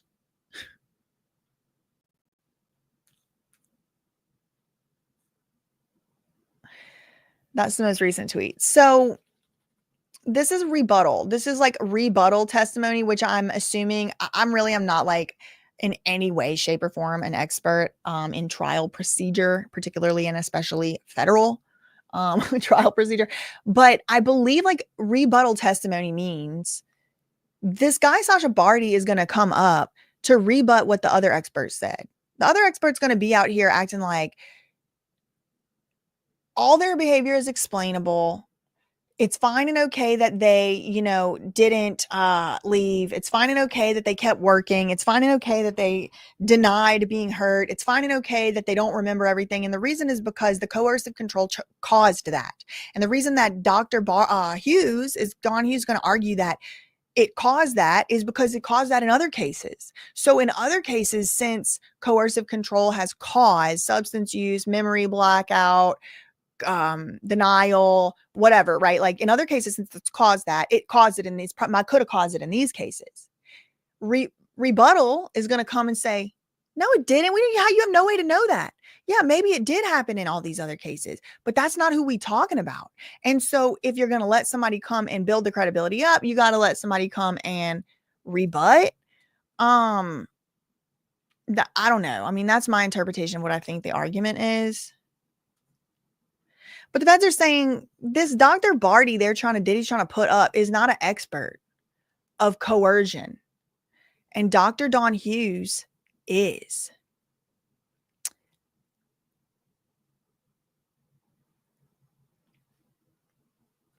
Yeah, no, HC Bunny, I'll even do you one better because I'm not only giving the facts. That second part right there, and opinions. It's like exactly right. Y'all have free will to go and do your own research, agree or disagree. I'm not presenting things as facts to believe. It's like opinion. You want to agree, you want to disagree, but exactly.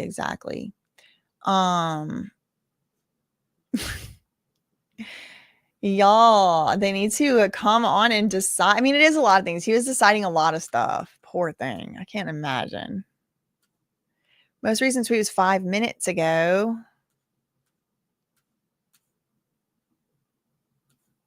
Oh, 26 seconds ago. Dr. Alexandra Shapiro, the same unit of the United States Attorney's Office, has in fact retained Dr. Barty in another case last year, a sex case. Recap of Inner City Press's unsealing win. So he is all over the place. Go ahead, Inner City Press, Soleil. So Diddy's lawyer saying, okay, that's cute that they want to say he doesn't have the expertise to testify here and all of that. This literally exact same unit used him for a SEX case last year. So how does he not have the qualifications to be in the same court this year with presumably more experience this year than last year?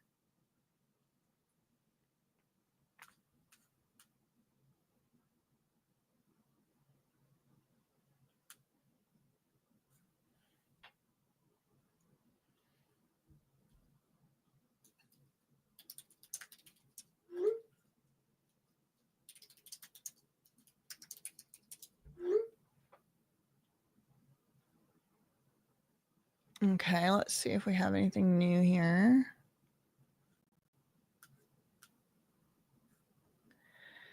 No. Yeah, this is a good point. Things can be consensual as to the first times, but doesn't mean every time was. It's true. Besides, the filming it for purposes of bribery isn't consensual. Exactly. Oh my God, Soleil. Watching you on the TV with my hubby. That's why I have to use filters, y'all. I can't be in 100-inch screen with y'all's husbands watching me in HD like that. The cameras have got too good these days. I'm about to get a Sony Cybershot from 2007 and start live streaming on that. Okay.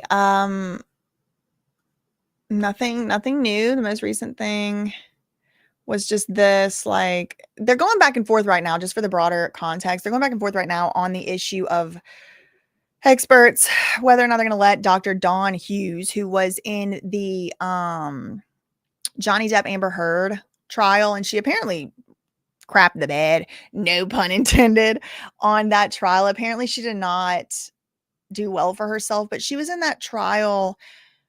I don't know if she was in that trial as a subject matter expert witness or not, but it seems like she was in that trial as Amber Heard's like actual doctor. So that's more like a witness, like an evidence witness, character witness, or whatever. I mean,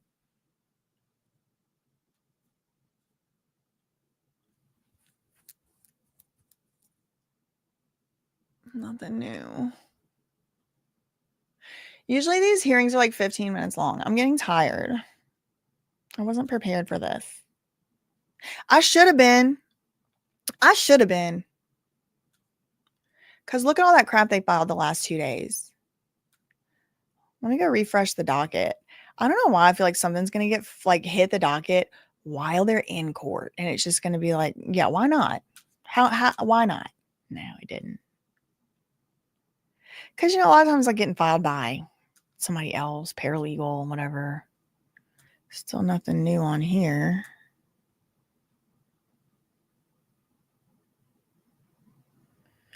Yeah, no, there's like a built-in like filter on the StreamYard thing. Because these cameras have they're more HD than the human eye. And then it's on a huge theater screen. Hell no. All right.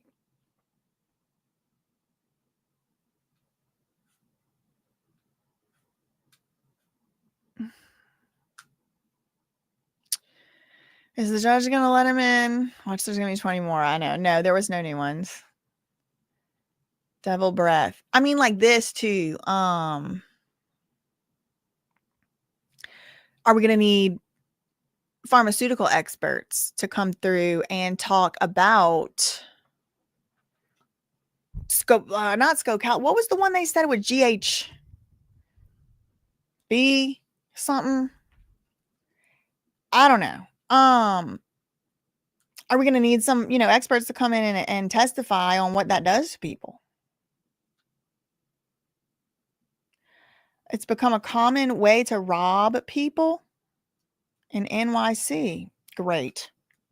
That's just great. Okay, I'm refreshing. Nothing new. It starts to make me get FOMO. I just wish it was like, okay, 19 seconds.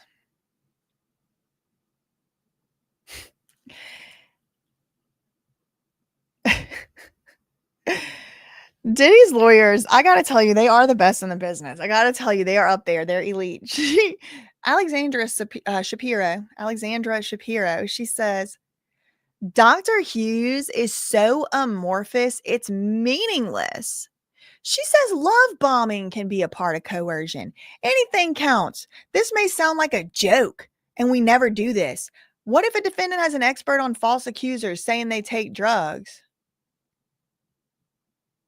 What if a defendant has an expert?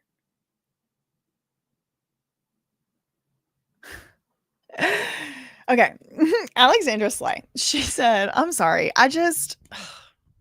Usually I'm on the side of the defendant, usually. Just in general, because I believe in the people's rights. I've seen, the government, they get lazy, they get sloppy.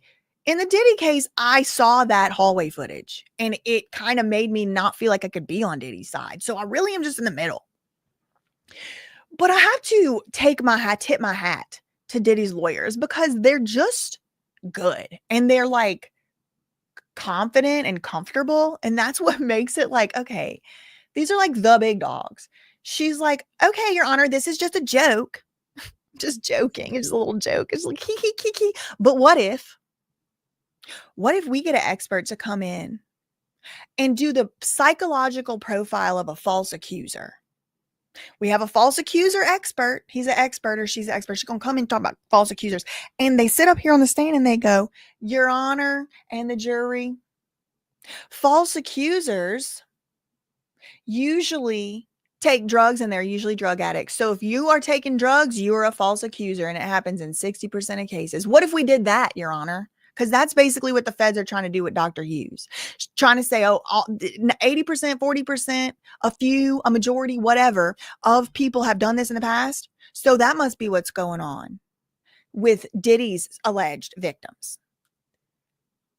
If it's good for the goose, it got to be good for the gander, Your Honor. What if we were to do something so preposterous? 21 seconds ago, another tweet. That same lawyer, Diddy's lawyer, Alexandra Shapiro. The government would wave around Dr. Hughes' testimony in their closing argument. The judge said, I'm mindful of your concerns, and I figured he would be, because this lady has nothing to do with this case. There are 2 sections that would clear the 702 bar, the judge said. She could say that a person remaining doesn't mean not a victim. Okay. So the judge, like I predicted, said she can come in, but I'm going to put some limitations. For example, I would be willing to let her say the following. Just because a person stays, it doesn't mean they weren't a victim. So a person can be a victim, but they can stay. And that is something a lot of people do. That's something a lot of people have done. And just because they stay, they could be staying because, actually, rewind that. Because I'm not even sure the judge is going to let that part come in where it's like a lot of people have. She may just say, in any hypothetical victim, if someone's a victim, sometimes they stay.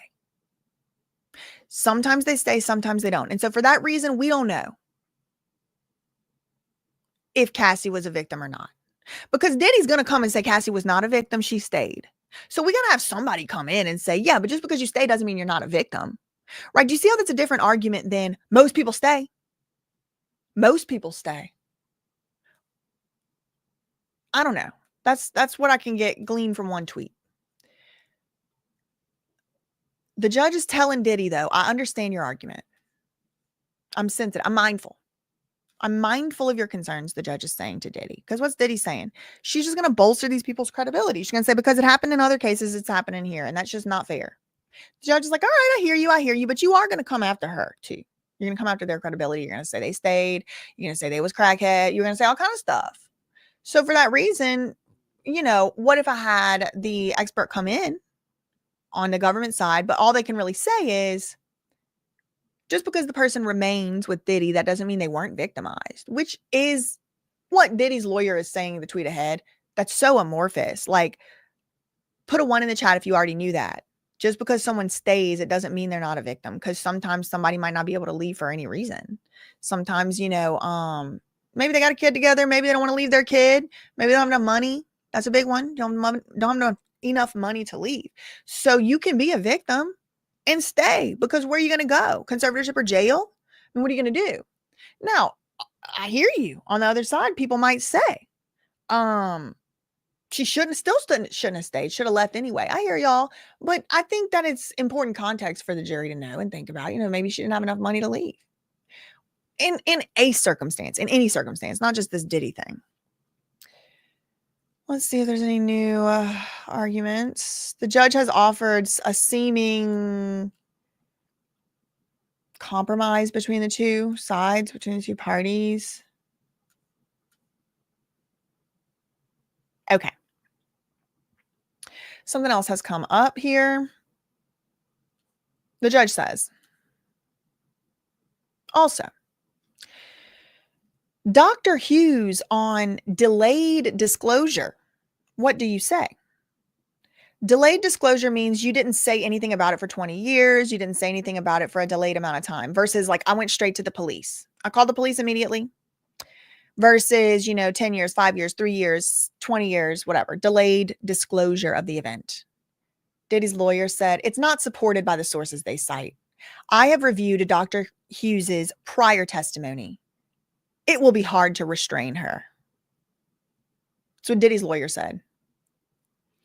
Judge said, that's my job to restrain her. Like, don't tell me how to do my job, Alexandra Shapiro. I'm going to be the one in charge of restraining her or not. Don't you worry. Then he said, I'll consider this further. So it looks like the judge is not going to be making a decision on the Hughes thing. It's probably he wants to see more papers. He probably wants to think about specifics. Okay, the judge said, I'll rule next week. 44 seconds ago. Got another tweet. I will rule next week. Today's Friday, so he'll decide next week. But I'm thinking to only allow in 2 sections. Nothing on coercive control. And if any of Dr. Hughes comes in, Dr. Barty's would have to be redlined too. Diddy's lawyers, yes, of course. Thanks, Your Honor. Okay. So the judge is saying, with respect to the 2 experts, what I'm telling you I'm probably going to do, I reserve the right to change my mind. I'm going to rule next week. But right now what I'm thinking is I'm only going to let in 2 sections. And what he was talking about, 702, the one where it's like, just because someone is a victim doesn't mean that they necessarily going to leave the person. They might stay and they could still be a victim. He said, I'm leaning that way, meaning I'm not going to let Dr. Don Hughes talk about coercive control. That's a huge decision.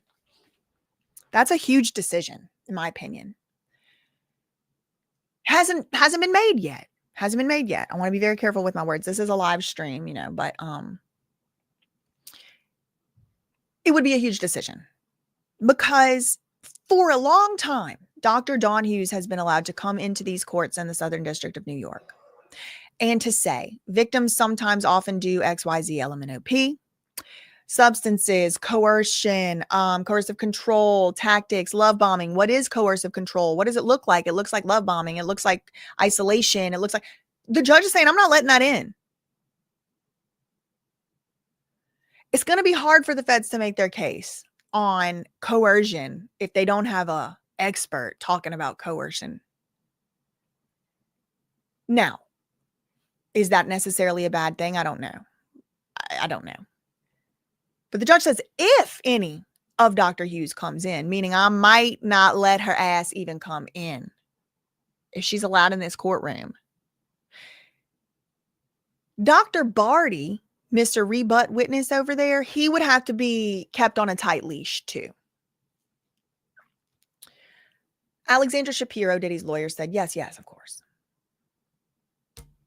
So I don't know if that means it's adjourned or if there's more issues to address. Let's refresh and see.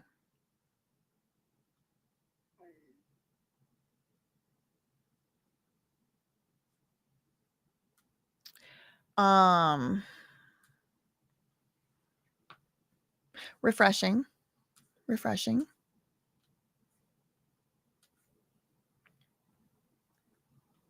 Okay, so that's the most recent one right now.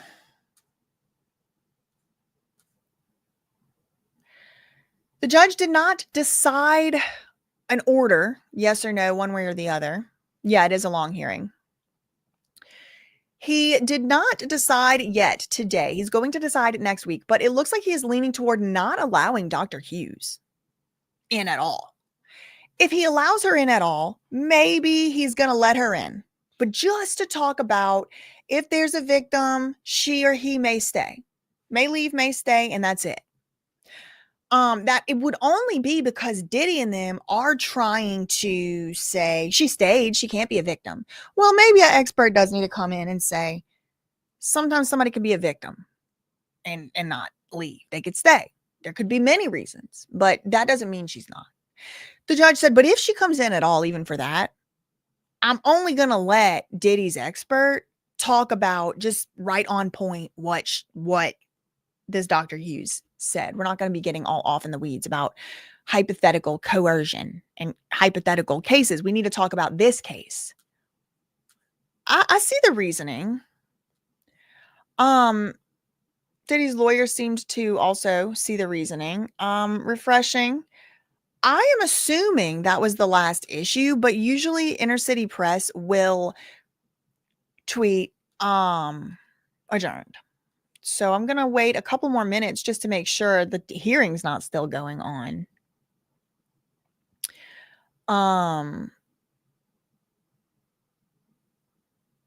Diddy would, yes, exactly, on vacation. This is what she said. This is what was said, is that she would go away, run away. Like in the 2016 incident, she did go away, and she claims, I don't remember his name off the top of my head, but the Bad Boy Records, like, CEO or whatever at the time, or the president, the leader, whoever was the head of Bad Boy Records at the time, like, personally tracked her down and was like, if you don't go back to Diddy, your album's not going to come out. Yes, leveraged. Anyone can go. I think that's the compromise. Leveraged is like, they let people go in and live tweet, but they don't let you take pictures. They don't let you take videos. They don't let you record. You can only go in and take notes. And they're like, well, if you're taking notes, you can live tweet. Now, I will tell you, in a different court, a state court all the way across the country, Stanley Moss Courthouse, they shut this down. They took our phones from us and put them in Faraday bags. And if you took your phone out in court, they would kick you out. You could not live tweet. Like, you could at first, but then they put in this local rule and stopped it. So I am a little bit terrified. That they're going to try to do that. They're going to try to stop inner city press from going. Now, I will tell y'all, it's going to be hard to tweet every day from there. So if anybody lives in the New York area and you have time and you want to go and live tweet, you send me your tweets. I'll read yours too. Because I bet you it's going to be difficult for Matthew Russell Lee to be in this courtroom every single day from 9 to 5 or 9 to 3 or whatever time it's going to be. But yeah, anybody can just go to the hearings. I'm refreshing. Okay. 1 minute ago, we're talking about Warner Brothers' motion to quash. It's not over. We're still going. The assistant U.S. attorney said, you've denied Warner Brothers' motion to quash. When is a production due? So when do they have to turn over? When does Warner Brothers have to turn over to Diddy the outtakes of those interviews? Judge says, is anybody from Warner Brothers here? Warner Brothers' lawyer is here. He said, can we do the end of next week?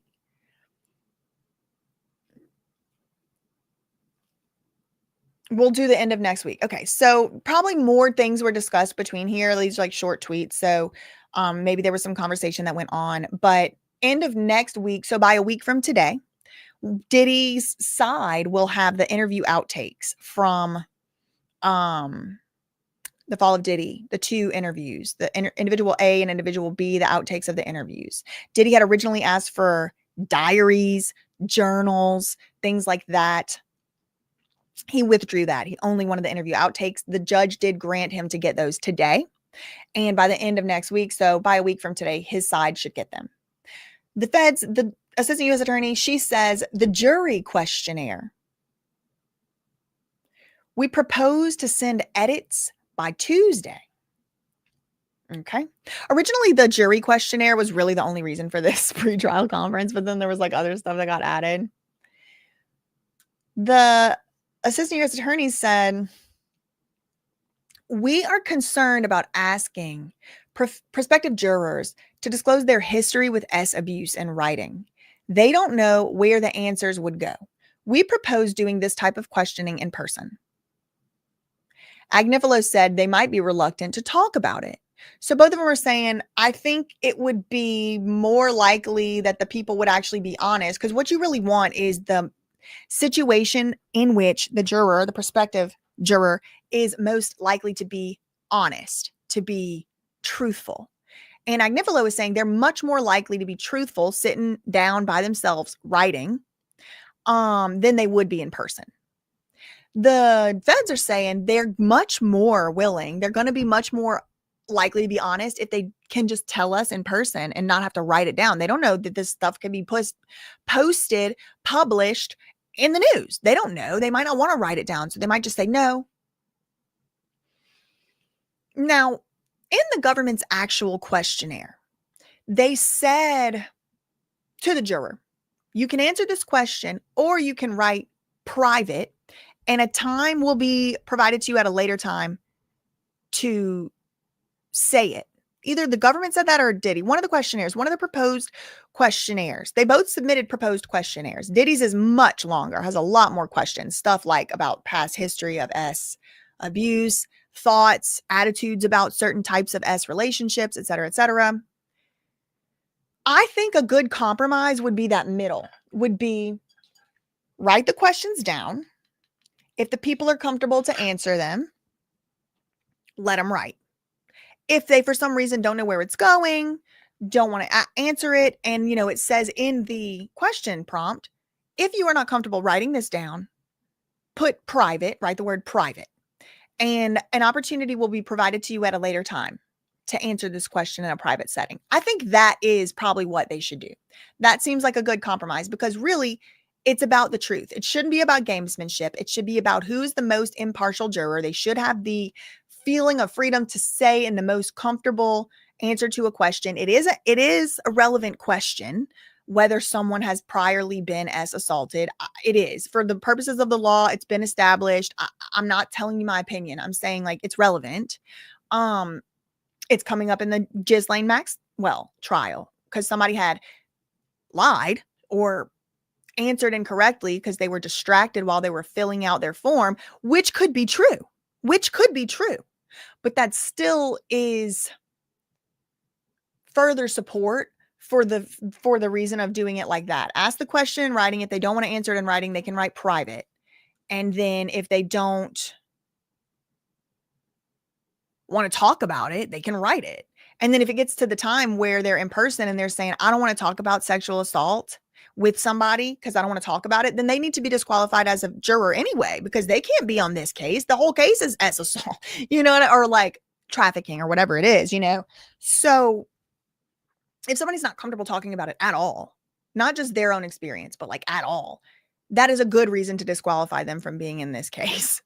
I would say. I don't know. I've never selected a jury for real. So, who knows? Let's see.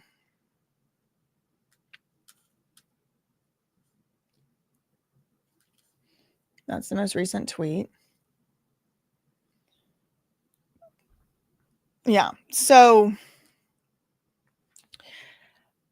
the truth underneath it all, like the underlying reality, is there are tactical. Let me rephrase. There are likely tactical, logistical reasons why the government doesn't want the jurors to answer this question in this format in writing. I doubt, in my opinion, it truly is only because people don't want to write down stuff in writing. I believe it's probably because of some type of gamesmanship, but I also believe the same thing on Diddy's side. I think the reason that they want to put all these questions in has more to do with somehow gaining some type of more information, personality assessment, like some type of advantage in the game, in the tactics. It's my opinion. I don't know. Maybe they all care so much about victims. Maybe they all care so much. I don't know. That's the most recent tweet. I will let y'all know, if this thing runs like extraordinarily too much longer, I'm going to have to probably leave before it ends. Just so sorry. I mean, I've already been on here for 2 hours. I have other stuff unfortunately have to do, but, I'll stay a few more minutes. Cause I feel like it's winding down. I feel like this is like last issue territory. And I don't know why, but today, like, Inner City Press's tweets are coming a lot slower. Like, usually it's like, every few, but this is just a preview for how it's going to have to be with trial too, because unfortunately, no cameras allowed. So we're just going to have to take the tweets as they are. I'm trying to get to his page. Just sometimes this Twitter just glitches. This Twitter, not his Twitter.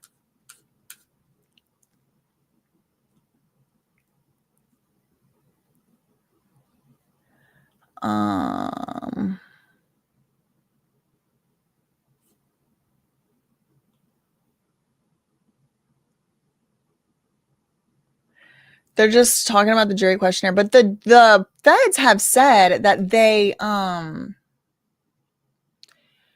to just put in their edits by next week. Okay, so 16 seconds ago, the judge, this will be asked. It's just a matter of where and when. So the judge is saying, this is a question's getting asked. Okay, so everybody in here, just so you know, the question will be asked, whether you're like, just dying for people to answer it in writing, answer it in what, I don't really know, but just for the record, it's getting asked. The feds say we would add prefer to address in person. We would add. Okay, so what I said, they would add it to there. Okay, so exactly what I said. Add it to the questionnaire, prefer to answer in person.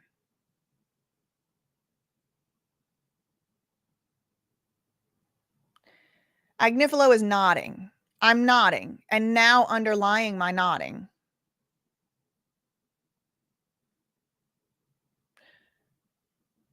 Okay, I don't know what that's about. So then Diddy's other lawyer, Teeny Garagos, cites the Rainier case, and she says she was involved. So Teeny Garagos said that she was involved in the Rainier case, and her dad is Mark Garagos, I believe.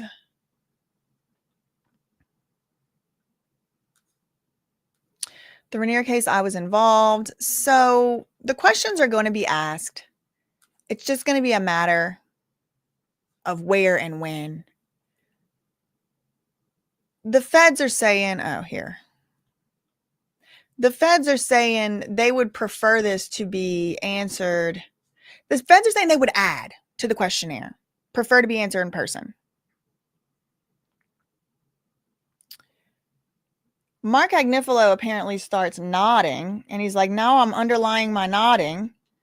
And then Teeny Garrigo stands up, and she's like, I was involved in the Rainier case. Like, what does any of this have to do with anything? No, they cannot request an all-male jury. No, you cannot exclude a juror based on sex or race.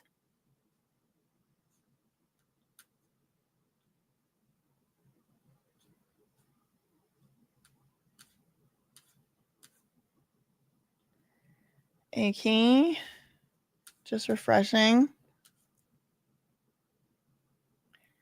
That is still the most recent tweet.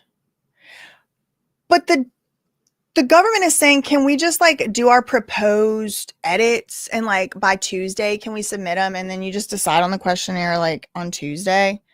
And so I bet the judge is going to say that. I bet the judge is going to say, yeah, I'll do that.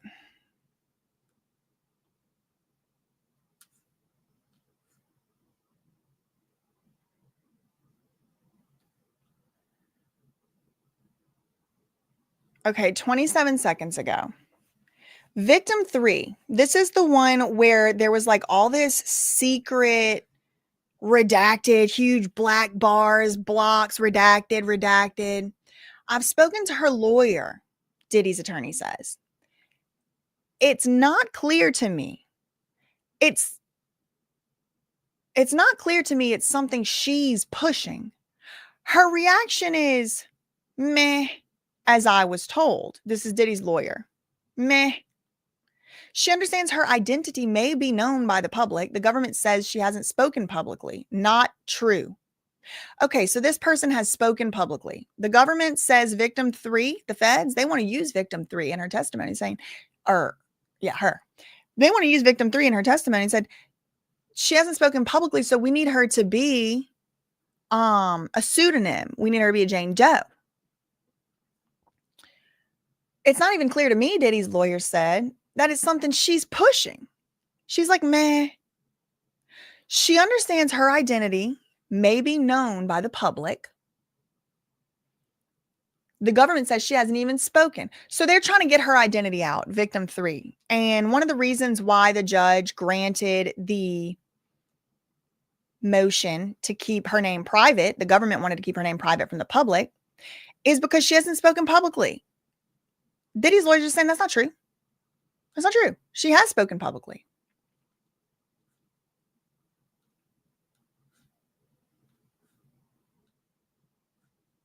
And her reaction to testifying is meh. So she doesn't really care. Like she doesn't, it seems like in this tweet, Diddy's lawyers are trying to argue, Teeny Garagos, Diddy's lawyer, is trying to argue, can we at least make her not have a pseudonym? She don't even care. She'll be out. She don't care. And she has spoken publicly. And the government lied and said she hasn't, but she has. And her lawyer is like, she don't care. She's like, man, she don't care. So I guess they're trying to get her to come out, her identity to come out.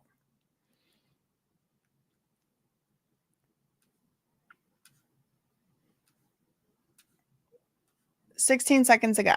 Oh, shoot. Huh.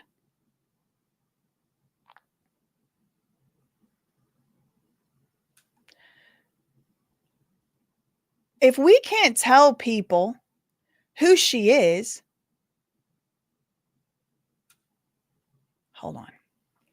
Diddy's lawyer says, if we can't tell people who this person is, we can't get certain witnesses who believe what she says is not true. The judge said, if people can figure out who she is, how are you impaired?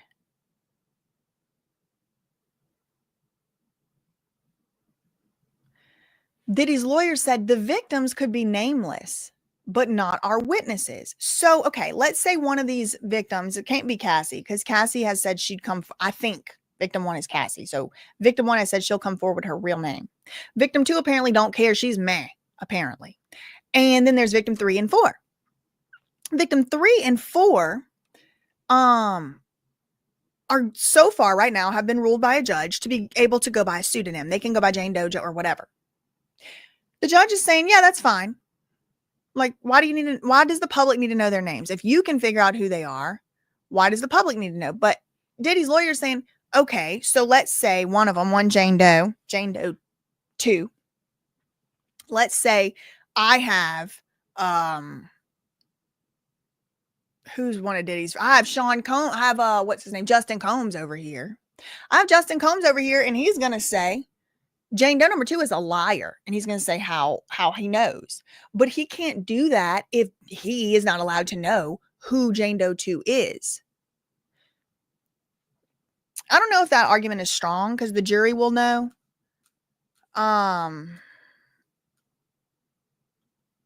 But I think the argument of the people deserve to know who's making these allegations, who's using our courts, is a strong argument. I think the people deserve to know, is this a fair trial? Because Diddy's going to say he didn't get a fair trial. He's going to say it. So when he does, how are we going to know he did? I think it's really important to know who the main witnesses are testifying against him. And right now, we're only going to know for definitely sure, victim 1.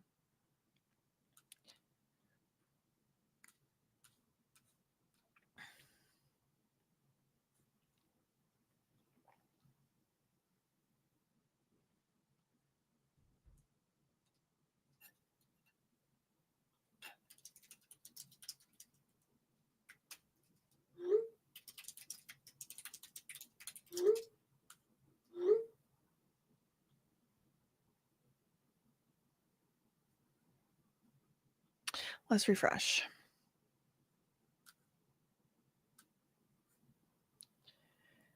I anticipate the judge is going to keep his ruling as it stands and say he'll consider new arguments on it. It seems to be something he likes to do. I think he's going to say the ruling stands. They're going to go by Jane Doe right now. If you have arguments in the future where you need their names to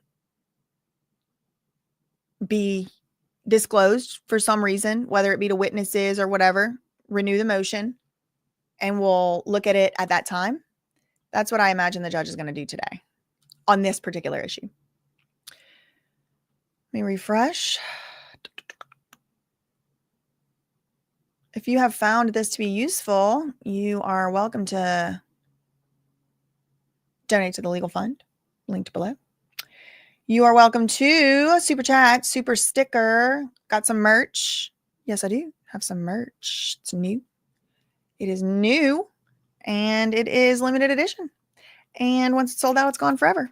And I get emails even to this day. Oh, please bring back the such and such. Oh, I should have got that camouflage hoodie. Oh, when you said it was limited edition, I just didn't believe it. I just didn't believe it. Now it's gone forever, and it is. It's gone forever. So this is what your options are at the moment. The They Lied purple collection. Yeah, get your merch. Get your merch. Get your super stickers. ThatSurpriseWitness.com. Oh, where's me, girl? There we go. Let's refresh.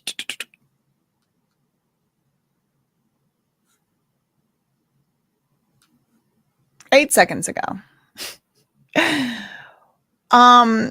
feds. We need to ask if the meh is about giving her name or testifying at all. We suggest if anonymity is granted, she's more likely to testify.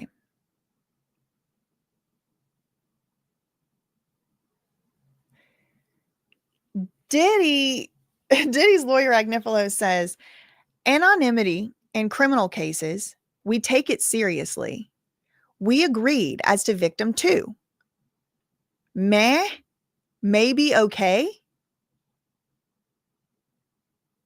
I don't know what Agnifilo means when he says we take it seriously. Does that mean we take it seriously and we always want to seal? We take it seriously to let somebody be anonymous and we don't do it often. And so if somebody's just mad, then that's not going to cut it. It's a little bit ambiguous what this means. We need to ask if the meh is about giving her name or testifying at all. The feds are asking. So what's the meh? Victim 2? Alexandra Shapiro said she talked to victim 2's lawyer, and victim 2's lawyer said she was meh about it. What do you mean meh about what? She's meh about giving her name, or she's meh about testifying? Because if she's meh about testifying, then we still going to say she don't need to give her name because we want her to testify. That's what the feds are saying. So maybe she's not pursuing, the victim 2 is not really behind this. It's like maybe she's being dragged into it. It seems like it's trying to be argued like.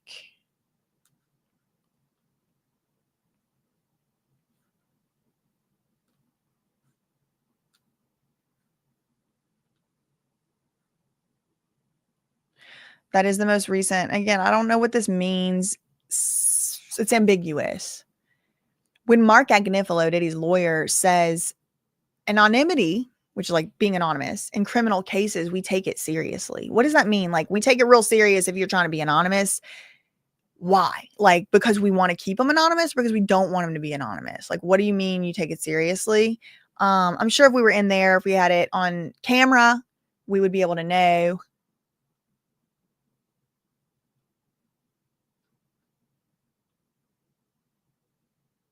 Breaking news, somebody just threw up in the Oval Office during the Maha press conference. I just got breaking news update. Somebody just threw up in the Oval Office. It was live. I just heard. I didn't see it and I wouldn't look it up. That's nasty.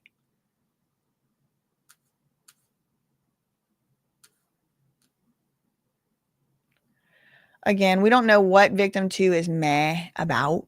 They're trying to get to the bottom of it. The most recent tweet we have is from 3 minutes ago.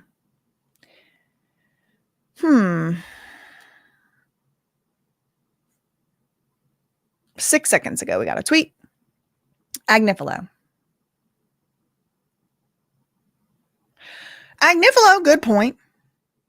One reason witnesses should be given their names. One reason witnesses should give names. So we're not talking even about only victims, okay? They're saying witnesses.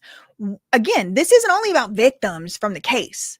This is about other people who are going to be brought into the case. Molyneux witnesses, the ones kind of like in the New York State Molyneux witnesses, like that.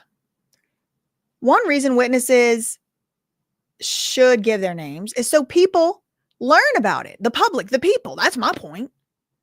But then Mark Agnifilo takes it one step further than just simply learning about it. He says, and those who think it is a lie can reach out. This happened here in the Southern District of New York when Inner City Press reported on cooperator in K. Flock trial. Here's the book. Combs Agnifilo. Okay, so Agnifilo said one reason witnesses got to give their names is because if they're lying, other people in the public can reach out to me and tell me. That's part of a criminal case.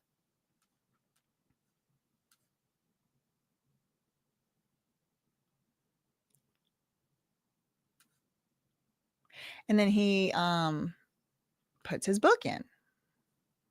The lawyers are saying meh. Yeah, no, they're saying meh. That is what they are saying, T. That is what I am reading. They're putting it in quotes, just like how you have it right here. Why is the word meh used in court? That's what I want to know. Use a word that we can understand. Do they mean she is disinterested? Yeah, like she's kind of like meh.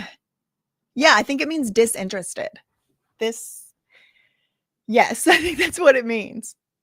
But remember, these are elite, very high level lawyers, and words like disinterested have kind of like specific meanings.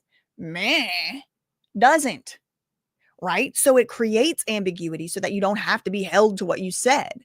You can later wiggle out of it. Meh is like, what does that mean? Meh? What? Versus she explicitly stated that she is not interested in testifying. And in particular, she is not interested in testifying if she has to give her name. Do you see how that is like actually telling them something versus she's kind of mad about it? What is it? Testifying or giving her name? So I'm not even going to say like, oh, it's because they're incompetent. This might be like extremely competent lawyering by just saying, meh, you're not having to actually commit yourself to any position.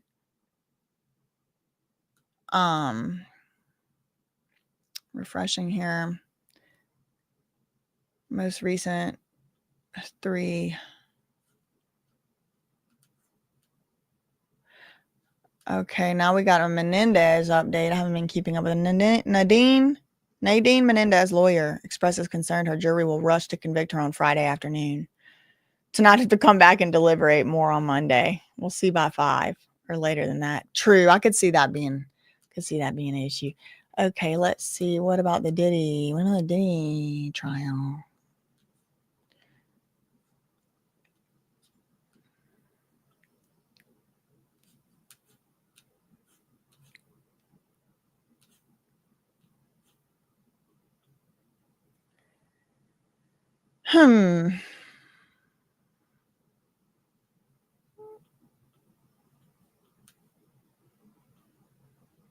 I gotta do something. Okay. I'm just about to refresh here.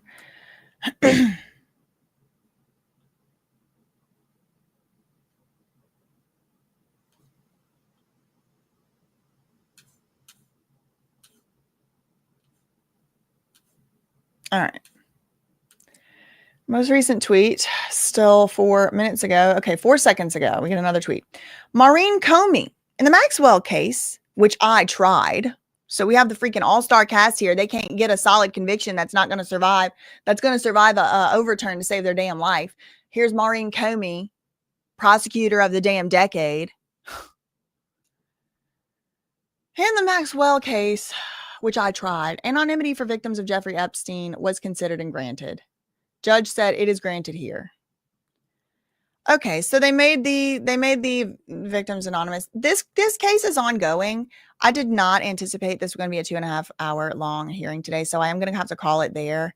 I will make a follow-up video and let y'all know what else happened, but y'all are more than welcome to go and check out Inner City Press. He'll continue live tweeting. I have to go. I do have a tight schedule today. I have to do some other things.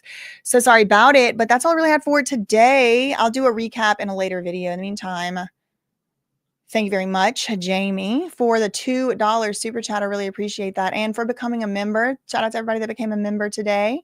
And if you found this to be useful, educational, helpful, informative, you may also support the channel by donating to my legal fund or getting some merch over there at ThatSurpriseWitness.com. Legal fund linked below. In the meantime, facts ain't defamation. Love you, media. Okay, bye.